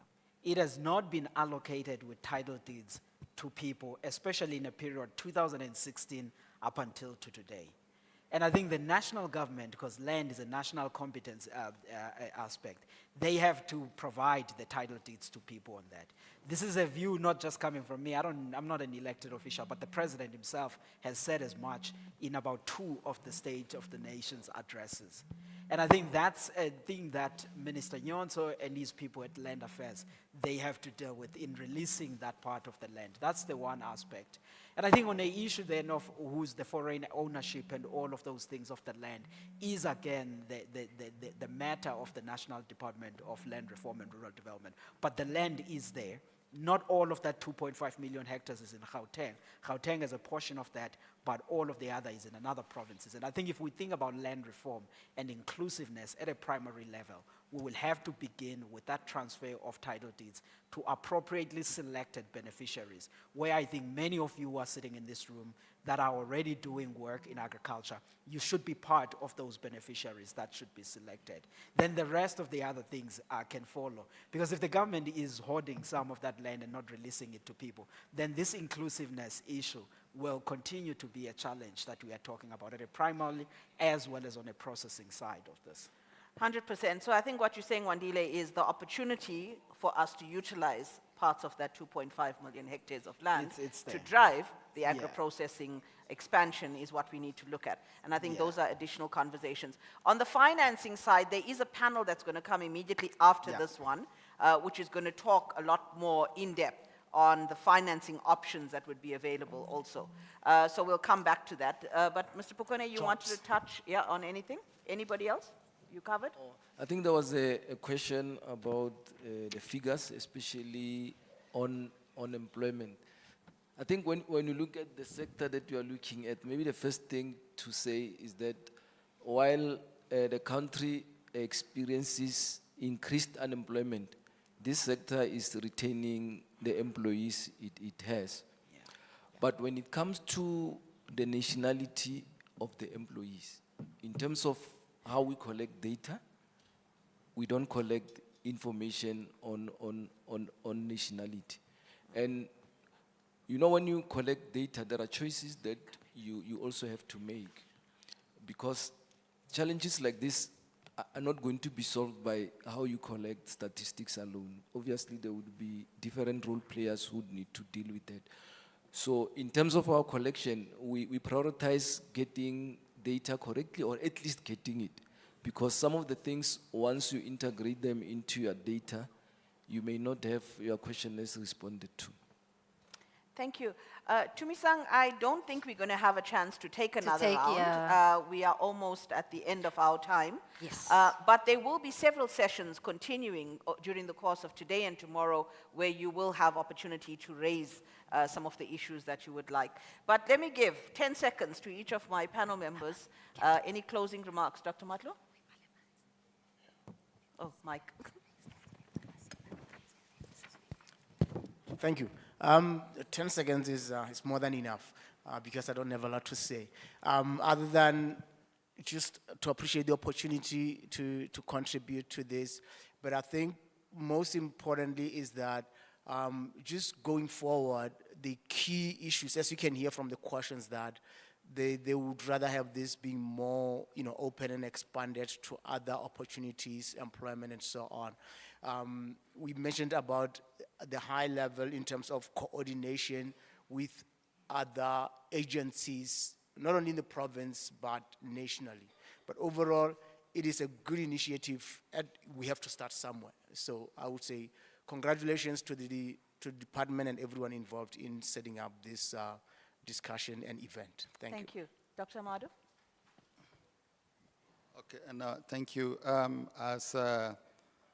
As a specialized technical agency of the United Nations FAO, we are fully committed to working with all stakeholders in strengthening especially the capacity to produce more. We are particularly encouraged by the participation of women groups and the youths in agriculture. We now succeeded in changing the perception of some youths that agriculture, it's a poor man's business.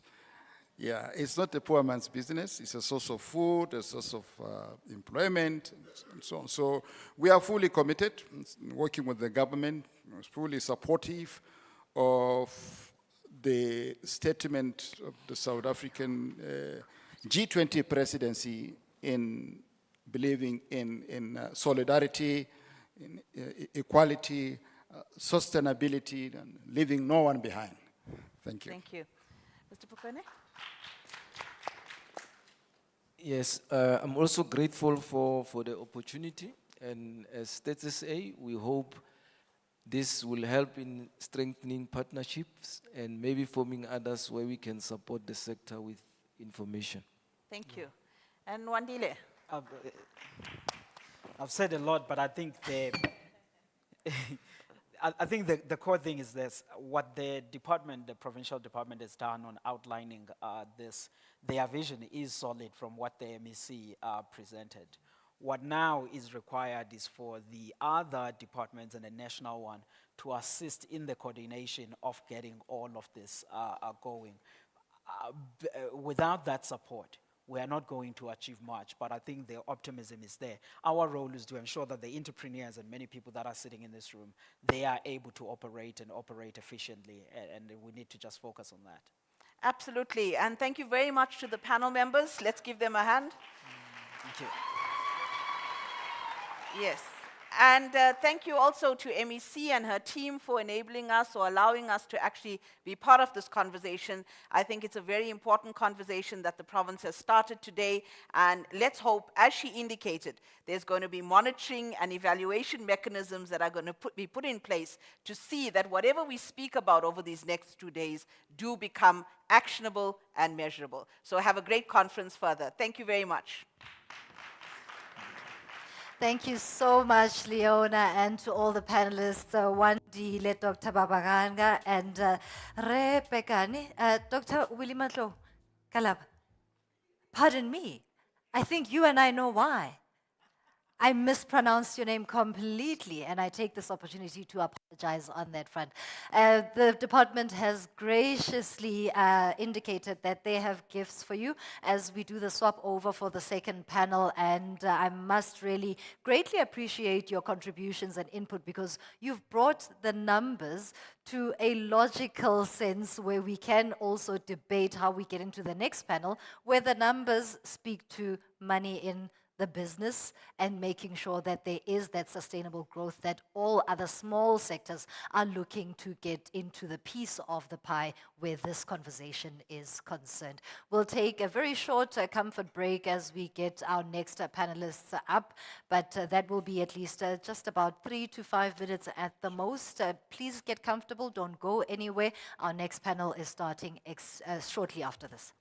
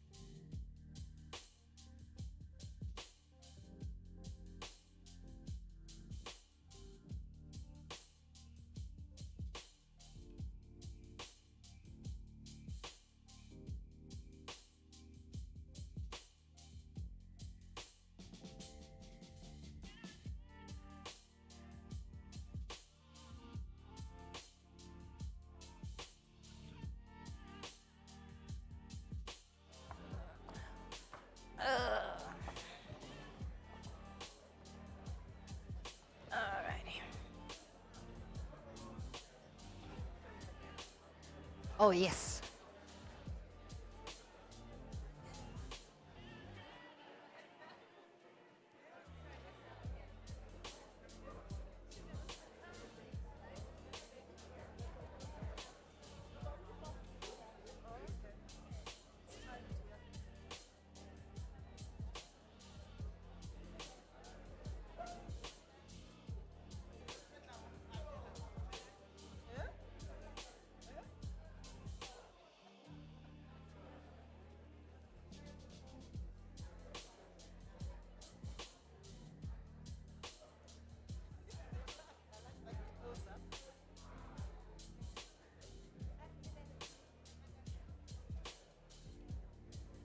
All right, we are good to go.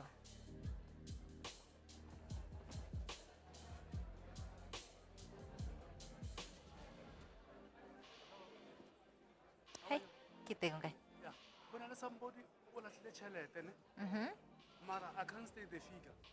If ever there's anybody who will actually chelete, I consulted Daniel from security.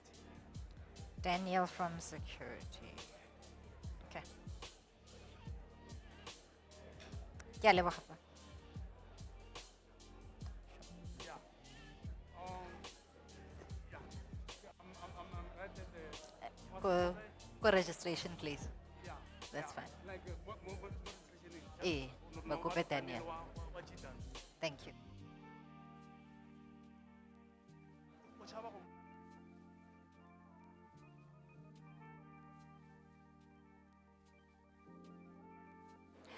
Ladies and gentlemen, thank you so much once again for your time and your patience. I see a majority of participants are seated. May I kindly ask that we all take our seats to begin the second panel. I suspect this may be the panel that is going to pique the interest of today. And we are talking about financing, the finance that is needed, at the same time funds that are usually a barrier to entry for most in this agro space. I do have one announcement to make. I am told that there is an individual that may have misplaced a sum of money. If you are that individual, please go towards the registration tables, ask for Daniel, and Daniel will be able to assist you with that. If you have lost a sum of money, please ask for Daniel at the registration desk and you will be assisted there. Financing in agro-processing. If we speak of inclusive growth development, financing becomes a very important part of it. And for growing the SME sector, as we've heard throughout this morning, it is one of the points that becomes very critical in creating inclusivity, growth, as well as preparing to go to market. On this panel, I am joined on the left of myself is Langelihle Simela from Absa Bank, as well as Nokolom Tembu from GIFA. We also on the panel are sitting with Kineilwe Nailana from Standard Bank, as well as Mzi Daimani from the NEF, and he is the CEO there. I trust that we will get questions within this forum. We'll take those questions similarly like we did in the first panel. I will just ask for assistance with the roving mic. You have a question, you'll raise your hand and will be assisted with the roving mic. Thank you once again to my panelists, and my starting point is not to pick on you as the only gentleman on this panel, but many in this room would want to hear from the NEF. When we started the program this morning, MEC Ramokgopa spoke of the diversification of funding and the collaboration that exists currently between the NEF and the department. Talk us through where you are, what you are seeking to achieve in this initiative, and the funding that was announced by the MEC earlier today. Thank you very much, and good afternoon to everyone, and also to acknowledge all the dignitaries and the MECs here. So if I can just start by just talking about, because the previous panel talked about the challenges that the SME sector, particularly the lower segment of the market, is facing when it comes to raising funding, as well as ensuring that they get the tools of trade. So the NEF and the department have entered into a partnership where we seek to make that access to funding to be easier to the agro-processing entities. Now, how it works is that we have reached an agreement whereby we are actually collaborating and we're getting funding together. And the arrangement is that this funding, as the MEC explained, it is a blended funding facility where a portion of the fund will be a loan and a portion of the fund will be a grant. And the intention is that the grant portion for each of the beneficiaries will be 30% of their total funding requirements. So what we've done now, we initially piloting this, we've set aside 100 million in order to do that, and we are focusing on businesses that are in agro-processing. We've done some work with the department in order to select the areas in which the businesses will be in. So we will be funding businesses within the horticulture space, so that will be fruits and vegetables and beverages. And also in the poultry space, the piggery and livestock businesses within the cannabis sector, including the hemp, and as well as beekeeping and aquaculture. So we're really looking at the broad spectrum of the agro-processing space. And we've opened initially a window where we invited applicants to apply for the funding. At the initial window, we've received about 118 applications. We are in the process of processing those, because what we are seeking to do is to ensure that we deploy this funding timeously. And we actually, I've been speaking to some of the businesses that are exhibiting here today, and it's overwhelming the challenges that they have with access to capital. The challenge that they have, particularly with the traditional financing that's available, is that there is always a challenge of proving the markets and also proving the viability. So what the partnership with the department does is that it bridges the gap, in that the 30% grant portion makes sure that we cover that cost that would normally be required as equity by the funders, or that would be required as own contribution. So then even on the loan portion, we've ensured that even the pricing thereof is concessionary. It's actually, we will even be offering funding at interest-free to make sure that this is accessible funding, and this is funding that talks to the needs of the businesses. We want to see more businesses in the agro-processing space. We want to see job creation. I think we've heard today that this sector is one of the critical sectors in terms of what the government is trying to do when it comes to economic growth and creating jobs. And this fund is actually seeking to address those challenges. Thank you so much, Budumzi. And in unbundling those barriers for capital market, Sisnokolo, come in here. The role of GIFA, the infrastructure development element when it comes to the agro-processing space, is also one that is can be seen as a barrier or impediments or hurdles that exist there. How does GIFA make it easier for those who want to be new entrants within the space? Thank you, Dumisang. You know, we are a government entity, so we work for government. As we've been speaking about, government becomes the enabler to what it is that provincial government wants to do. We work as a project preparation unit under the Department of Infrastructure Development in this province. Therefore, we help to plan projects for government entities. As such, we do have a partnership with the GDAD. One of our maybe examples, and I'll keep referring to this as an example of how we bridged some of the financing challenges around deployment of the agricultural projects. There is indeed a need for the infrastructure in these particular projects. So when we speak about availability of that infrastructure, people hardly know where to go. When we plan those projects, we have to partner with the right people. So NAF, it's very encouraging Mzi, that we have this fund available.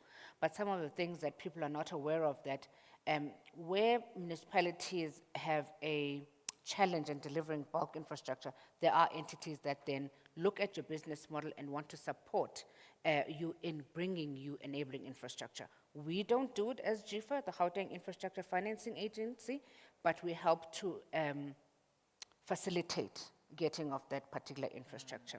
So if I can make an example of the DBSA doesn't have an agricultural mandate, but they have a bulk infrastructure mandate. So when we look at things that will enable your development or your project, you want to seek out those particular entities. The Land Bank is a partnership that we have as well that links people to enabling infrastructure in whatever projects they want to bring about.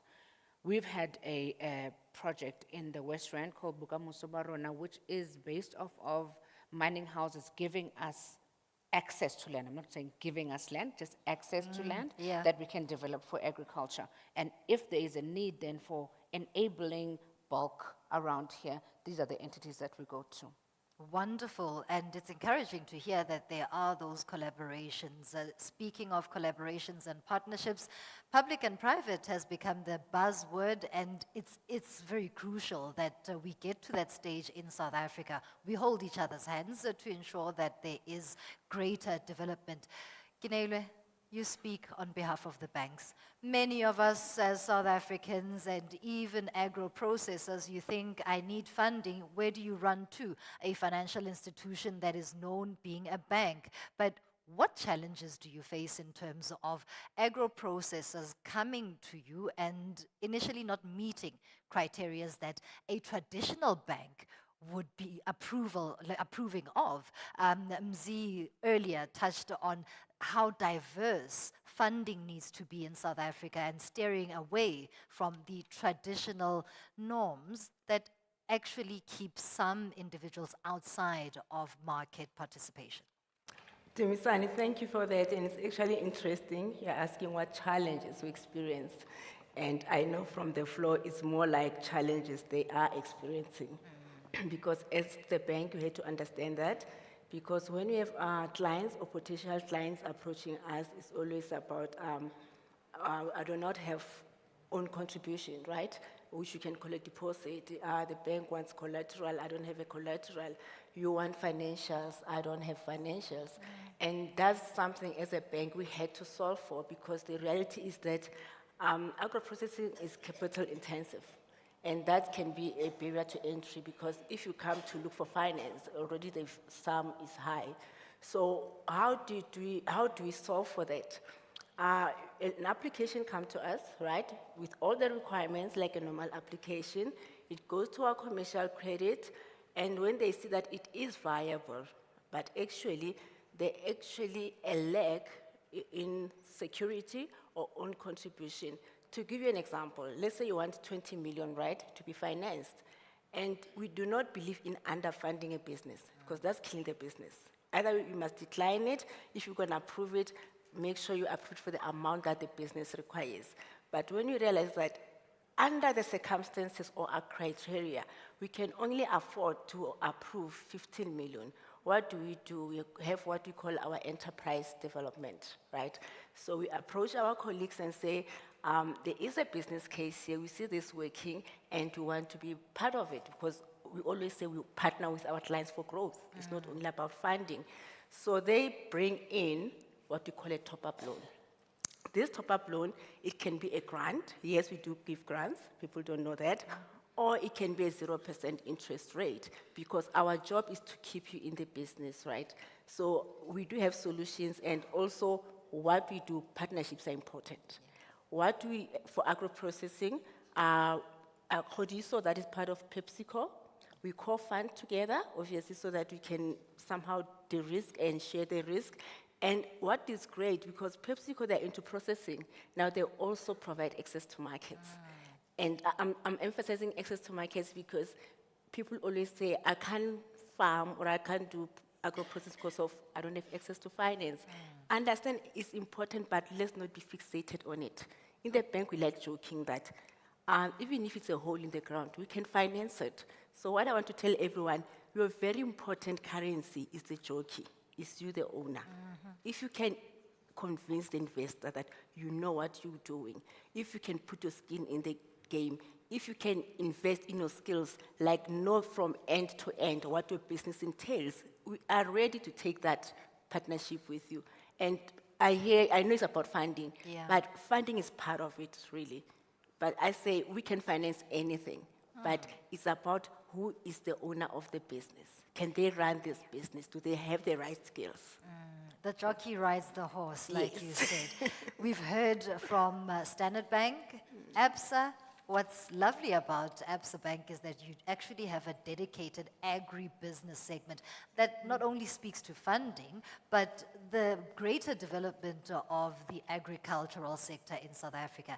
Gains that you've seen so far, and maybe gaps that need to be filled where funding is concerned. Thanks to me, and I appreciate the question about gains, because I think in this, especially in the developing sector, we tend to look more at our challenges than what we've achieved so far. So the gains that I've seen so far is that there's a lot of interest in funding the developing sector, of supporting it. And so it's not just a commercial bank issue or a development bank issue. There's a whole lot of partners that come on board. To the point that Kinelo made, through their enterprise development investments or spending, you can come up with a whole lot of partnerships that can assist in funding the developing sector. And certainly in our space, that is what has helped us a lot. That if you need, for instance, let me go back to the beginning. Yeah. When an application comes to us, what I've seen a lot, people talk about interest rates and so on. For me, I don't think it's even the cost of lending that is the issue in the sector. It is more is how ready is that client to access funding. So you find that they don't have financial statements, they don't have management accounts, they don't have production history. They've been producing, but they've not kept that. So how do you take that and make a credit decision? It's very difficult to do that. So what we've done through ED funding and other support is to actually support a funding readiness program that helps the clients that we're trying to service to get that information ready and packaged in such a way that we can actually put together a credit paper. Then when they now come to us, now we've got you, we can prove that you can do what you want to do. Normally for long-term, especially for long-term lending, we would want a percentage of own contribution, and always that is the issue. So we have a partnership with the Department of Agriculture for the blended finance scheme. We actually signed that last year. It's 200 million allocation per year, so for over 5 years, that's 1 billion rand, where we can actually provide grant funding as own contribution. But the trick is you must match the debt lending criteria. So we must be saying, you want 10 million, we'll give you 5 million grant funding, but you must qualify for that 5 million money that you borrow. That's why we make sure that you are funding ready. Then thirdly, now we've got the money. Should something go wrong, what do? We need security. That's why we have guarantee funds, and we have partnerships with the like of CFA, now it's SEDFA, Yes. CFA, and African Development Bank and other institutions that offer the guarantee funds, which we can use as security. And then for technical assistance, again, the industry plays a magnificent role in providing that mentorship to make sure that the client is able to do what they need to do. And then finally, making sure that you can pay us back. We work with a controlled payment mechanism. So we are able to offer you a facility, but it's in a controlled environment where you can say, issue instruction to say, pay my supplier of seed, pay my workers, pay so and so on. And when you sell your product, the off-taker is able to pay back into the system, recover ABSA's money, and give you the change. That gives us the assurance that if you get a loan from ABSA as a developing entity, you're not going to be, when you run into your crunch or financial crunch, suddenly spend the money on something else and not what you asked for it. So I think I've talked both to what is working and what the challenges also come across that we try and address. That mentorship is very, very important. I'm glad you raised that aspect. We will be taking questions from the floor. If you do have a question, please raise your hand and I will ask for assistance with the roving mic on the floor. I see 2 hands up already. While we try to get the microphone back, the first hand would be the lady in the gray, and there's a gentleman at the back with a black top, if I'm seeing correctly, and we'll take your questions very quickly as soon as we get that roving mic. But in the meantime, may I kindly ask you to walk towards the black drapes on your left, and we'll take your question there. In the meantime, Budunzi, I'd like to touch on being ready to request the funding that you need. What do our people in the agro-processing space need to know when we come to the NEF and say, hi, my name is?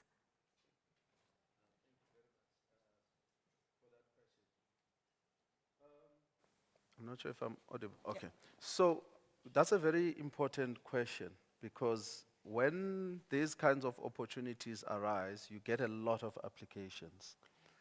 Unfortunately, a lot of people are not ready to apply. Firstly, this is an agro-processing facility. So people need to be in the agro-processing space. We appreciate that there are a lot of entrepreneurs who wish to be in that space, which is why we have non-financial support initiatives. So those who do not qualify for the fund, then we'll put them through those initiatives and they will be advised accordingly. Some of them might not necessarily be looking at the right opportunities, and then they get directed accordingly. So those who actually are in the agro-processing space, then we work with them because as you can imagine, we're dealing with food. So there are a lot of compliance requirements in terms of health standards and also in terms of the quality control that's required, because at the end of the day, the products needs to be on the shelves. So even the people who take these products, like the retailers and also the other corporates, they've got their own requirements. So the entities that apply need to at least have gone through that journey and have done that homework to ensure that when we fund, even if they are not 100% there, then we can be able to allocate funding that will be necessary in order to help them to deal with the compliance requirements. So it is a journey to be funded in the manufacturing space. Those that are already supplying the commercial or the retailers, then that means they are ready, their products have already been approved. Then you would need to look at their business cases. Because at the end of the day, because there is a loan portion as part of the funding, we do need to work with them to ensure that they are commercially viable and that they will be able to afford the loan. It talks to the issue that my fellow panel members talked to, the issue of access to market. Sometimes some of them might not be commercially viable because they need more support with access to market, which is why we have partners.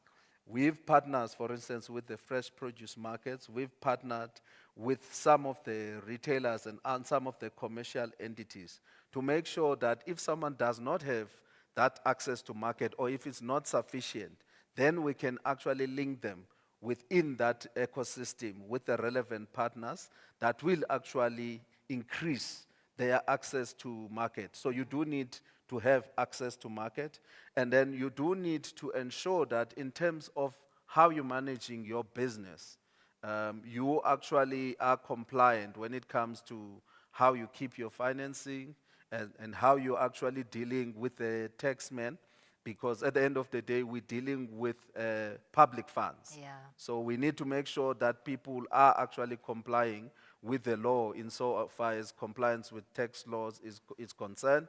So if they are not, then we will work with them on a journey, engaging SARS to make sure that they actually resolve whatever issues they have, and there is a commitment going forward that they will actually be compliant. Because what we're trying to do is to create sustainable businesses. So we need to make sure that your business case stacks up and it's going to set you up for success. We don't want to just give you funding and leave you. We provide you with the mentorship. We provide you with what we call back office support, because that's one of the challenges that the entrepreneurs face with. They're very good technically with their businesses, but they're not necessarily good with issues like financing, with issues like marketing. So we provide the support so that your business grows, because we want the businesses to go to the next level. We don't want to fund someone and then they stay where they are. They need to grow.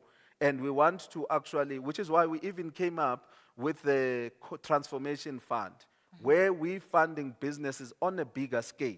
So this funding here, through this partnership with the department, is a start.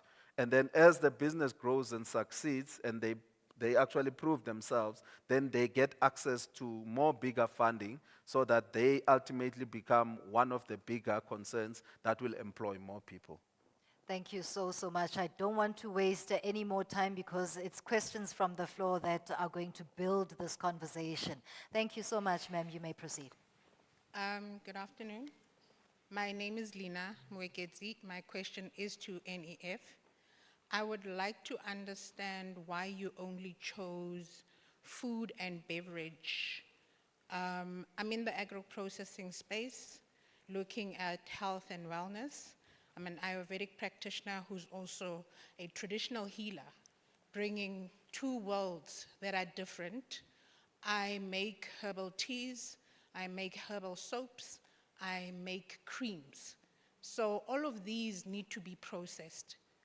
I do horticulture, but I'm looking at culinary herbs with medicinal properties.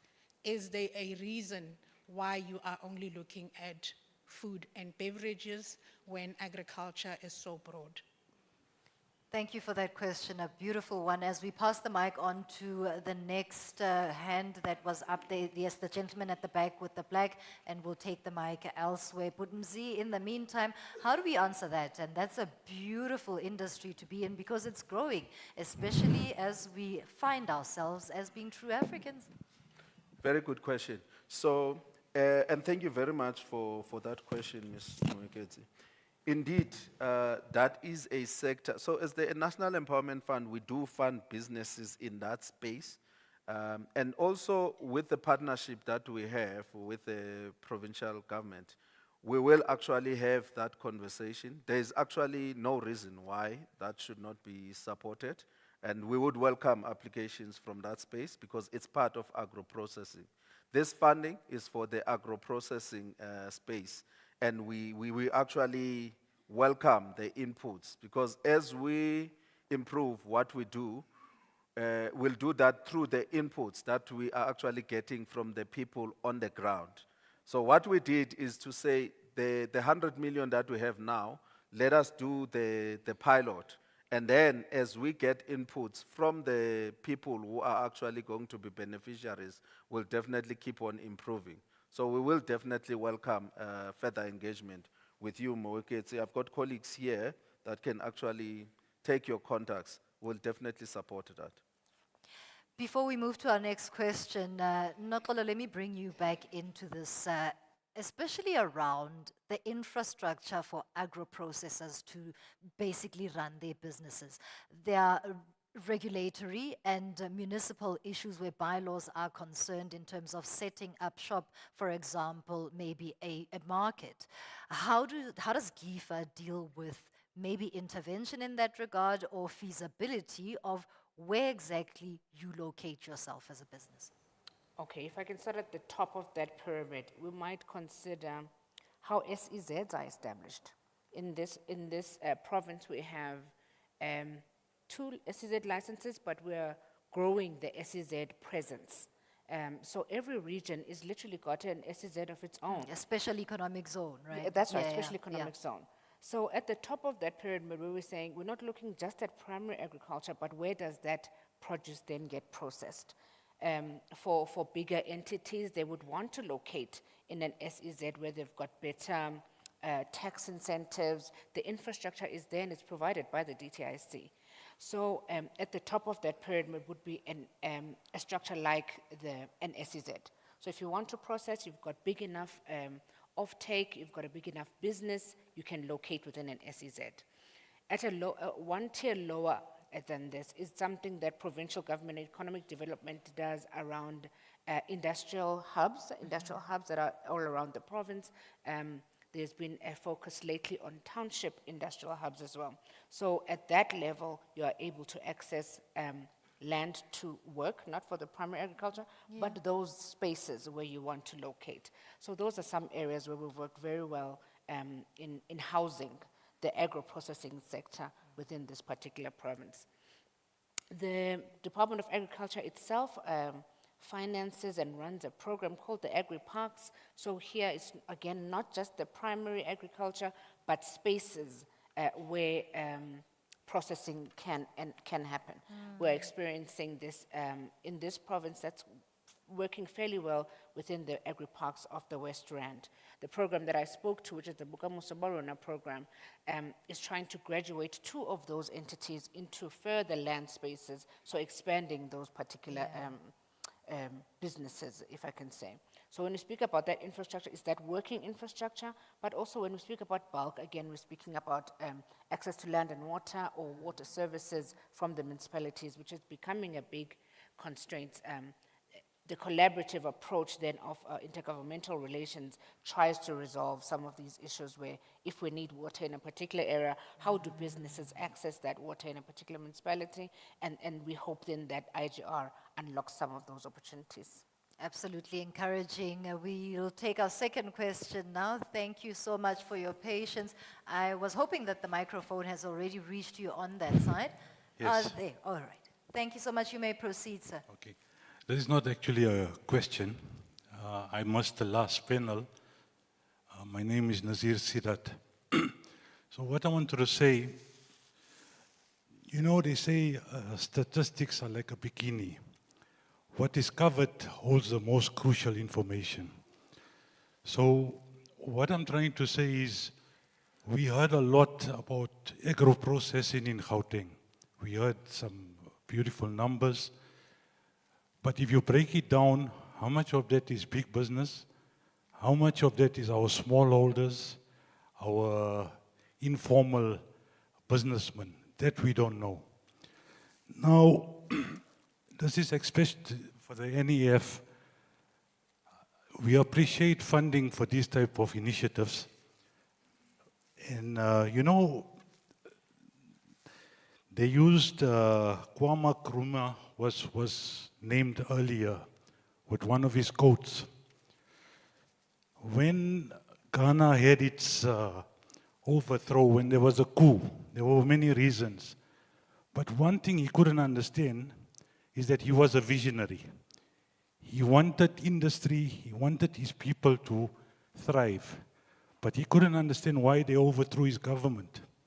And the answer he got is that people couldn't see his vision 5 years from now, 10 years from now, when they're hungry today. And this is the problem we're having in South Africa, that people are hungry today. So if we look at agro-processing, beautiful, but who's looking at the farmer, the person who needs to farm to get to agro-processing? And it's a chain. It's not only agro-processing. One has to provide skills, teach people how to grow the right crops, and that will allow them to get into agro-processing. Thank you. Thank you so much, Mr. Sidat. Kinelo, I'll come back to you on that one. It's a philosophical statement that Desidat makes, but it really does directly speak to a long-term plan that is between private and state partnerships. Is there a sustainable model that private banking is looking to take part in the growth of agro-processing? When MEC Ramokgopa said, "What did you consume today?" I think she was talking about how we change the narrative in a lived experience type of scenario. What did you eat for breakfast today should also be a representation of deliberately consuming in a certain way. So what is the deliberate initiative from the banking sector to ensure that there's not only funding, but the support that we've been speaking about in terms of mentorship and holding one's hand to make sure that at the end of the day, businesses are not crumbling, jobs are preserved, and we are still growing? Actually, Timmy, thank you for that question because it gives me a chance to talk about our partnership. Currently, Standard Bank's got a partnership with the Department of Agriculture, Free State, and the University of the Free State.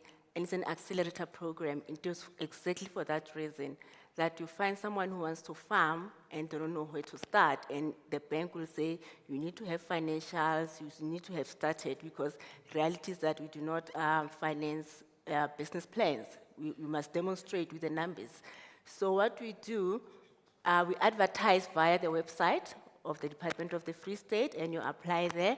So what you get there is financial literacy, is technical support, where the University of the Free State's experiential farm is used, right, to make sure that you get that technical skill, and how to do your record keeping, and to also train you in a specific crop that you want to farm in. We are actually in the 6th year. We're celebrating at Nampo. If everybody knows Nampo, it's one of the biggest Southern Hemisphere expos, because it was our 6th cohort. And you'll ask, because I like that question when you say, what is a deliverable, right? And I can say, it's a small number. I mean, as a bank, we say we need to do more. But I can guarantee you that more than 30 of those who went through our program actually qualified for loans. And those loans, they were given at 0%, because we said, we're not going to set you up for failure, right? We walk this journey with you. We make sure that you've got financials for 12 months, and you've demonstrated that you know what you're doing. And we would really like to see more happening. And from the bank side, actually, we've taken a decision that for 6 years, we've tried this with Free State. We are happy that it's working, and we are going to extend it to Eastern Cape. And I hope after this conversation, I would like to go back to the bank and say, we should be actually including Gauteng. So yes, we do have those partnerships, and it's one of our flagships that I always tell them, we don't talk much about it. Thank you so much for that, Kinelo. I want to ask Langelihle to add on to that, but I just want to see a few hands. Can we get a microphone to some of the hands that we see? Help me with an eagle's view if you can see somebody who has not gotten an opportunity. May I kindly start with the gentleman? May I kindly start with the gentleman at the back? He was actually meant to speak before Mr. Sidat. So if I had a cape, promise me, I would have flown to you and taken off my heels even. Langelihle, please add on to Kinelo's statement there before we take what was meant to be our second question. Thank you so much. Thank you so much. Pardon me, sir, may I kindly ask Langelihle to add on to that statement, and we'll come to you. I know I've kept you waiting for quite some time, and I appreciate your patience. It will be brief with Langelihle, but she's adding on to the question and the answer that Kinelo has given from the banking side. Thanks a lot. No, I just want to say, Kinelo has answered it from a banking side, and I think we've all said what we do at individual, institutional level to develop, to Dada's question, that farmer so that they can supply the product into the agro-processing value chain. But I think one of the things that we're not quite getting right in this country is the policy environment. But we are moving in that direction. We've heard the talk of the agriculture and agro-processing master plan. We've heard the Gauteng agro-processing master plan. Now it's putting it into action. And for me, and I really like telling the story, because I think if we don't get it right, we will never really be able to finance development. Access to finance is tired. When you're starting off, you would not be able to come to an APSA, even an NEF, and say, I'm a startup, I want to finance. And especially in agriculture, because I always say it's gambling with nature. You can't put money down, somebody else's money down, and not be able to extract it. So when you're a startup, usually you are self-funded, or you got somebody else's fund who's trusts you and is willing to invest in you. Right from that point of view, start keeping your records, start doing things correctly. When you've got some information, some record, you go then to a development finance, soft funding, soft loans, they can write off the loans and so on, with your records and say, look, I'm doing this, now can I access the money? This is your ED funds and so on, and use that. But the thing, what we're not getting right in this country now is, all these people on enterprise finance development, they stay there for a lifetime. They don't move, so they don't create a path for the newcomers to come in. But as you are using this development fund and you develop to a certain extent, then you go to commercial lending. There the banks will lend to you. We've got a track record. We can see that you're doing your business correctly. Yeah. You're able to pay us back. There will be no hassle. We're not going to, make you fail by taking a gamble on you. So I think we need to develop that path that says, there's a support for a startup. This is the second grade that you go to. This is the last grade that you go to, which is obviously a commercial bank. Yeah. And to me, I always say it's like school. You start off at nursery. There at nursery, you are given what you can do at that level. When you are passed, you go to primary, and then you go to secondary, and then tertiary. So we've got it well structured in education, but in access to finance, we haven't got it there. And I think that's where we create all these bottlenecks. A few have, and the lots who do not have and cannot come into this channel. And it's for that reason that this convention is taking place, unbundling those bottlenecks. Thank you once again, Tata, for your patience. The floor is yours, and I apologize once again. Thank you so much, Program Director.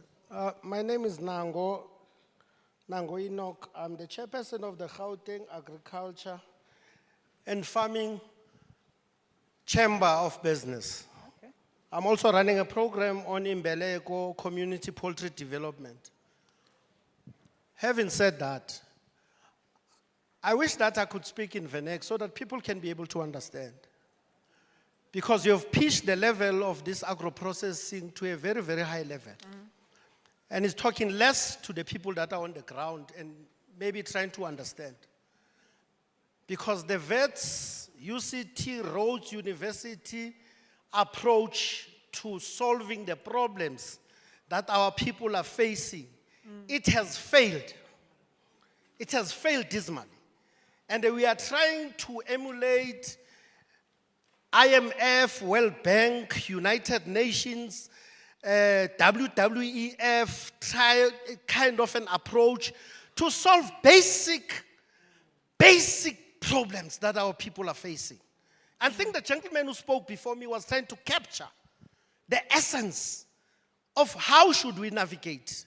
You know, I took a decision that I will never ever attend a government-sponsored event in my life again. And unfortunately, I found myself here.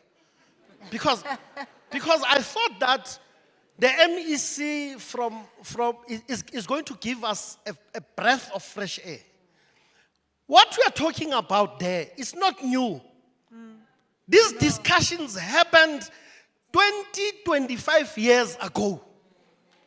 We've been in these kind of corridors. I don't know where have you been in the last 20 years, but I've been on the agricultural space. And we've been discussing these issues, capturing exactly what we are talking about. The banks have not come to the party. The funding agencies have not. NEF, you know, the story of NEF, I will capture it this way. NEF is like a rapist and a serial killer who's trying to be a clinical psychologist and give counseling to its victims. The NEF gave 40 million to a person who was buying shoes from China to come and sell them in Sentin. They've got beautiful application forms that don't talk to an informal settler, that doesn't talk to a township settler, that doesn't talk to the rural person. We are grieving inside. We are burning inside. And I'm telling you this, South Africans are going to eat you for breakfast. There will be a time in this country, they will eat you alive. Yeah, okay. Because you've been busy playing pussyfoot games and everything else. You're pitching this agro-processing is about land. It's about access to resources. It's about people having things. Don't tell us about the business plan that was crafted in Oxford University, Harvard, Stetson, and stuff like that, and expect an ordinary person who doesn't know anything to put up a business plan. I drafted business plans. I was charging 6,000 rand 15 years ago, just for ordinary people, 6,000 rand. The business plan that I crafted for Accenture to access to the banks was 625,000 at Accenture. So how do you expect these ordinary people here to put up a formidable business plan that you are going to consider it? I want to tell you honestly. Some of you, Are you going, may I kindly ask that you allow our panel to respond? yes, I will.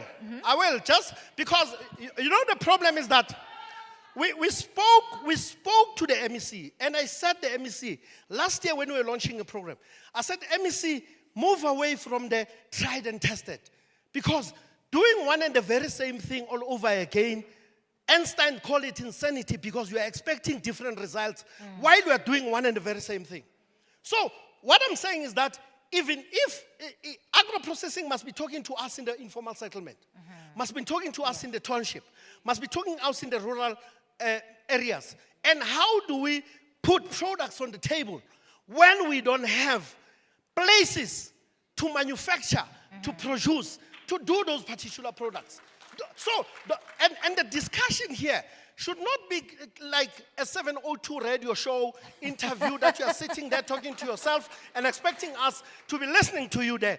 And here we want partnerships to be able to provide you with what we think should be done. Right. But it should not be a top-down approach, because you are giving us an academic, intelligent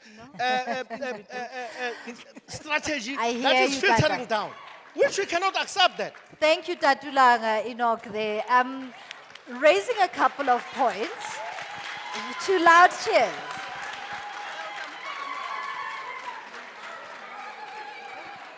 Thank you very much for that, Tatulangwa Enoch, and to all of you, because those cheers from the public is the best engagement we've gotten since the morning. And I would like to say on the points that have been raised is that is the essence of why we are gathered today. It is having the conversations, continuing the conversations, reflecting, but also looking ahead. And this platform also gives direct access to what it is that individuals who participate in this field want to say to financiers, want to say to the government officials. Oskinelwe, this is our NAMPO. You referenced NAMPO earlier and asked if we know what NAMPO is. Many South Africans don't. It is highlighted once, and what we see is people who do not look like us for to make it pretty. It is people who do not look like you and I. And this convention is for all of us in South Africa, and it's for that reason that the MEC has called us here to have those conversations. Yes, criticism should be leveled. This is a nice place where you say home is where you discuss your issues, and that's why we are here, Tatulangwa Enoch, and it is for that reason you have the platform to speak and say exactly what it is that you want to hear and not be talked to. It's not a radio station, and I haven't worked for Prime Media in more than 10 years, but I'll give this one to Putumzi. If you are able to respond to Tatulangwa Enoch first, and maybe not get into too deep into where you are criticized as the NEF, but more so what it is that the NEF is going to problem solve. Yeah. No, thank you for that, and thank you very much, Baba, for that feedback. It's very important. So, and I think the sentiments that you are expressing, I don't disagree with them. You are correct. And where we are is, how do we solve the challenges that we're facing as South Africa when it comes to agriculture and the issues of land and the issues of ensuring that we develop particularly black people to participate within this space and become commercial. Now, we, in the past, we've funded primary agriculture businesses, and a lot of them failed.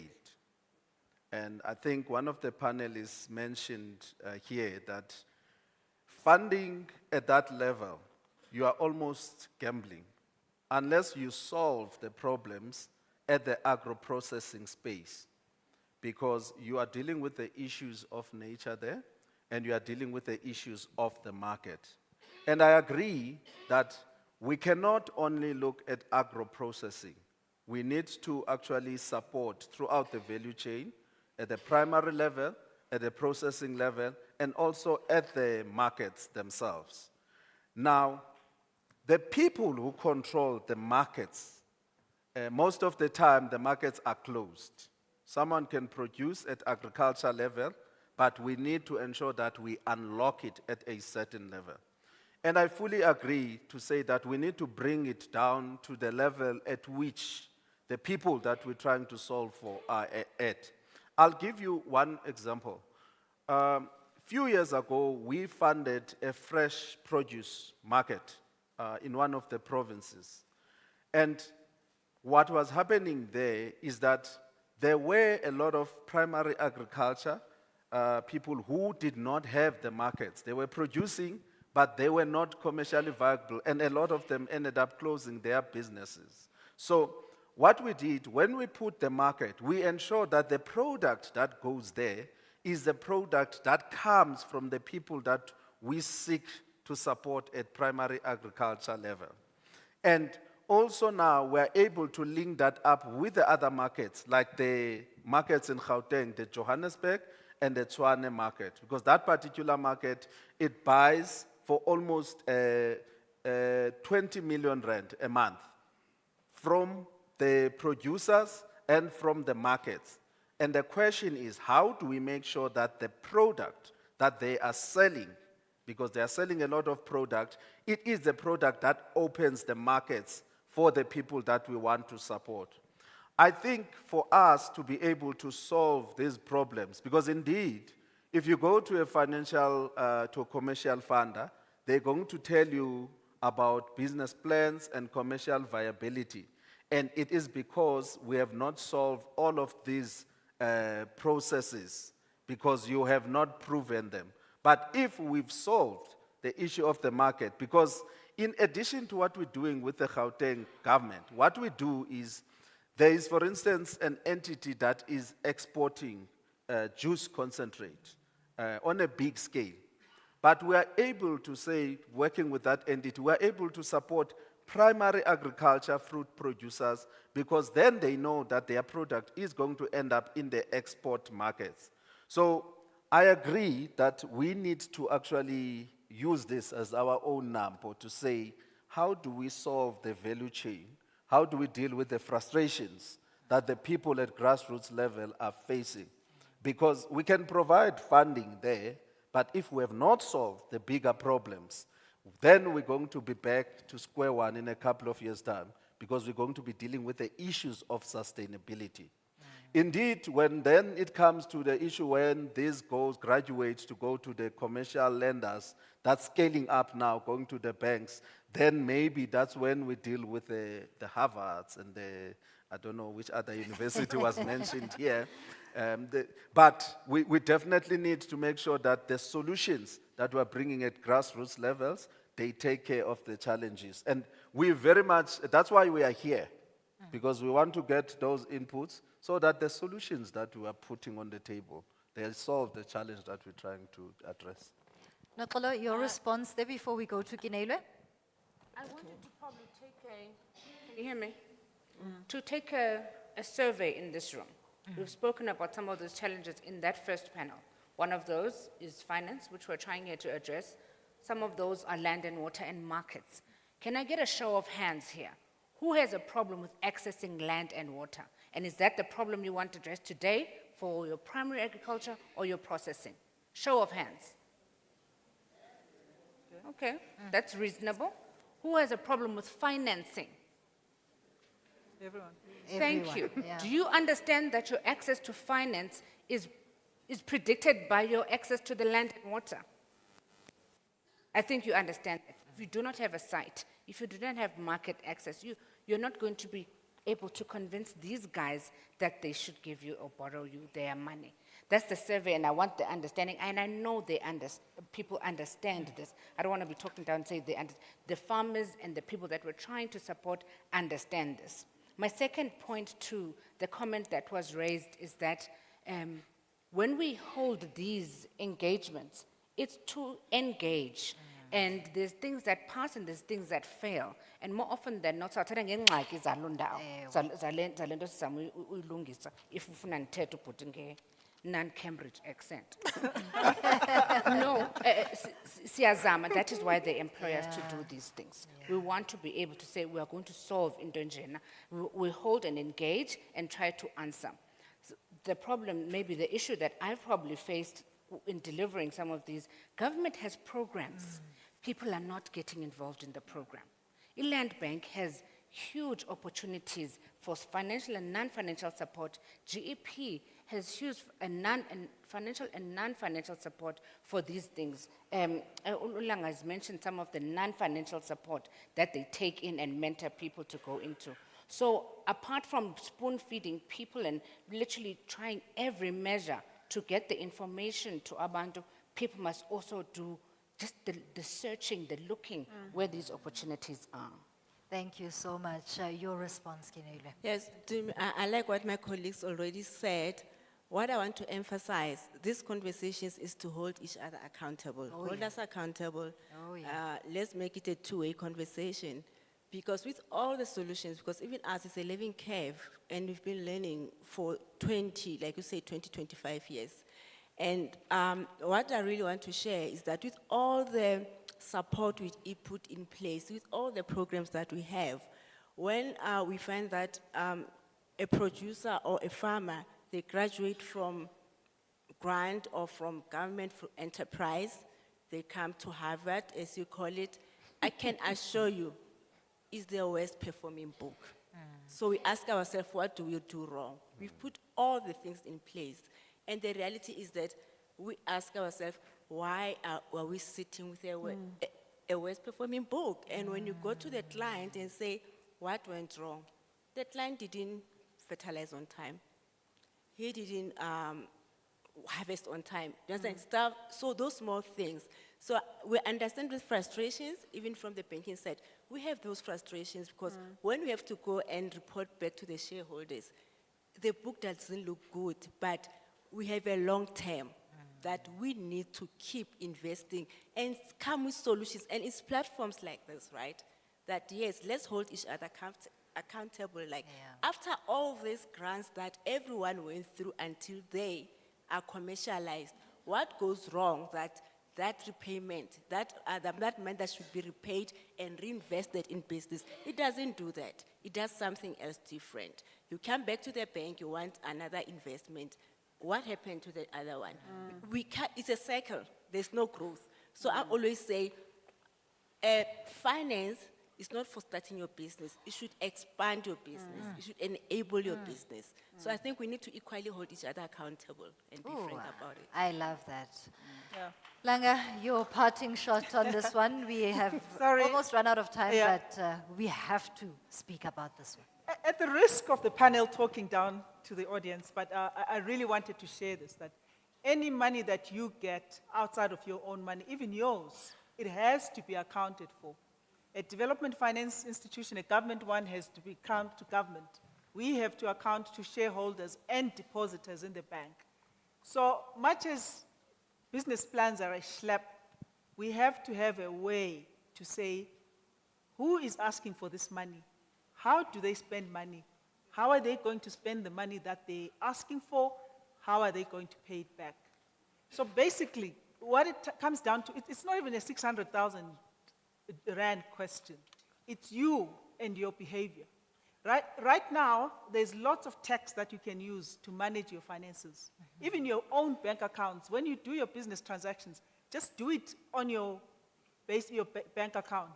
Your history is there. So no one will ask you to write a whole long story about how you've been performing. It's there. But the challenge is most of our businesses operate outside this bank account. So that's why now we want a written story. Because there is no proof in your account, right? You have to now supported. Even going forward, your projections, banks or any financial institutions will work with your history. So if your history is very clear and it tells your story, it will support your projections. But if those things are not there, that's when you start paying people for business plans and blah, blah, blah. I'll tell you, when you come to APSA, we actually don't even ask for a business plan. We want your financial records, because that will tell you how you've been operating your business. And that will tell us how much you can afford to borrow from the bank. So my appeal to everyone here, it doesn't matter how much you're investing, 10,000 Rand, 5,000 Rand, a million, keep your records. That's the bottom line. I'll give you a last example, Jimmy, sorry. If you look at a country like Kenya, which uses M-Pesa, it's a cell phone-based currency. So nobody touches money. All their transactions are on the cell phone. So invariably, what the financial institutions, they actually just credit score the users on their phones, so they immediately know what they qualify for. Because their transaction history is very transparent, it's clear how they spend, how much income they get, and so on, so you can easily credit score. But in our situation, it's not easy because some is cash, some is what. It's not easy to tell your story. That's why then it becomes difficult and you now pay 6,000 Rand, 600,000 Rand to get a business plan. Thank you so much for that. I would like to squeeze in one more question, and it's for the banks. It's from our Teams platform. We are also live on the virtual elements. Are the banks willing to work with the department to fund suppliers who have purchase orders but no immediate funding? A promise of money, but you will get the money after 30 days or after doing the job. You just have a promise. How do banks deal with that? Actually, 2 months ago, Standard Bank launched that, right? Purchase order. They call it purchase order financing. Yes, we do have that product, and if you can leave me details, I can find out more information. It doesn't sit in my department, but I know Standard Bank has launched it, and it was a big campaign. Langelihle, do you guys also do that? Same thing, we have a sector, public sector, and our enterprise development. They have a setup. Sorry, I didn't know how they found out, but we certainly do finance suppliers to government, municipalities, departments on a purchase order. We know that's popular business lately, right? And if I can add, remember I spoke of the importance of access to markets. As a bank, when you have a market, you are guaranteeing me that you're going to repay me. So that purchase order says you've got a market, right? So we take a session of that. The same thing with when we do agro processing, people say, I don't have security. What's my security? Your stock, your data book, that's security. The bank takes session of that to make sure that when you're paid, so it's not even about land. Usually in agro processing, we don't look for land, right? Make sure that you have a market, you've got a product, you've got a market, you can prove it to us. Market is your currency. So that's what I'm saying. Find the market, you'll find finance. You'll never find finance before you've got a market, because how are you going to repay? Thank you so much to all of you, our panelists. So we have run out of time for this session, and I thank you as attendees, your grace in receiving the information, engaging with the panelists, and also I do hope that as we proceed into the rest of the program, especially the rest of day 1 and day 2, we keep the vigor at which we have now arrived at. MEC Ramokgopa started today saying, maybe Hariso be warm nyan. I believe we are warm now. The match is lit and we are about to take it all the way. We are going to break for lunch and come back at exactly 2:30 with our last panel of the day. Do continue to engage with each other, particularly those who you want money from. Thank you.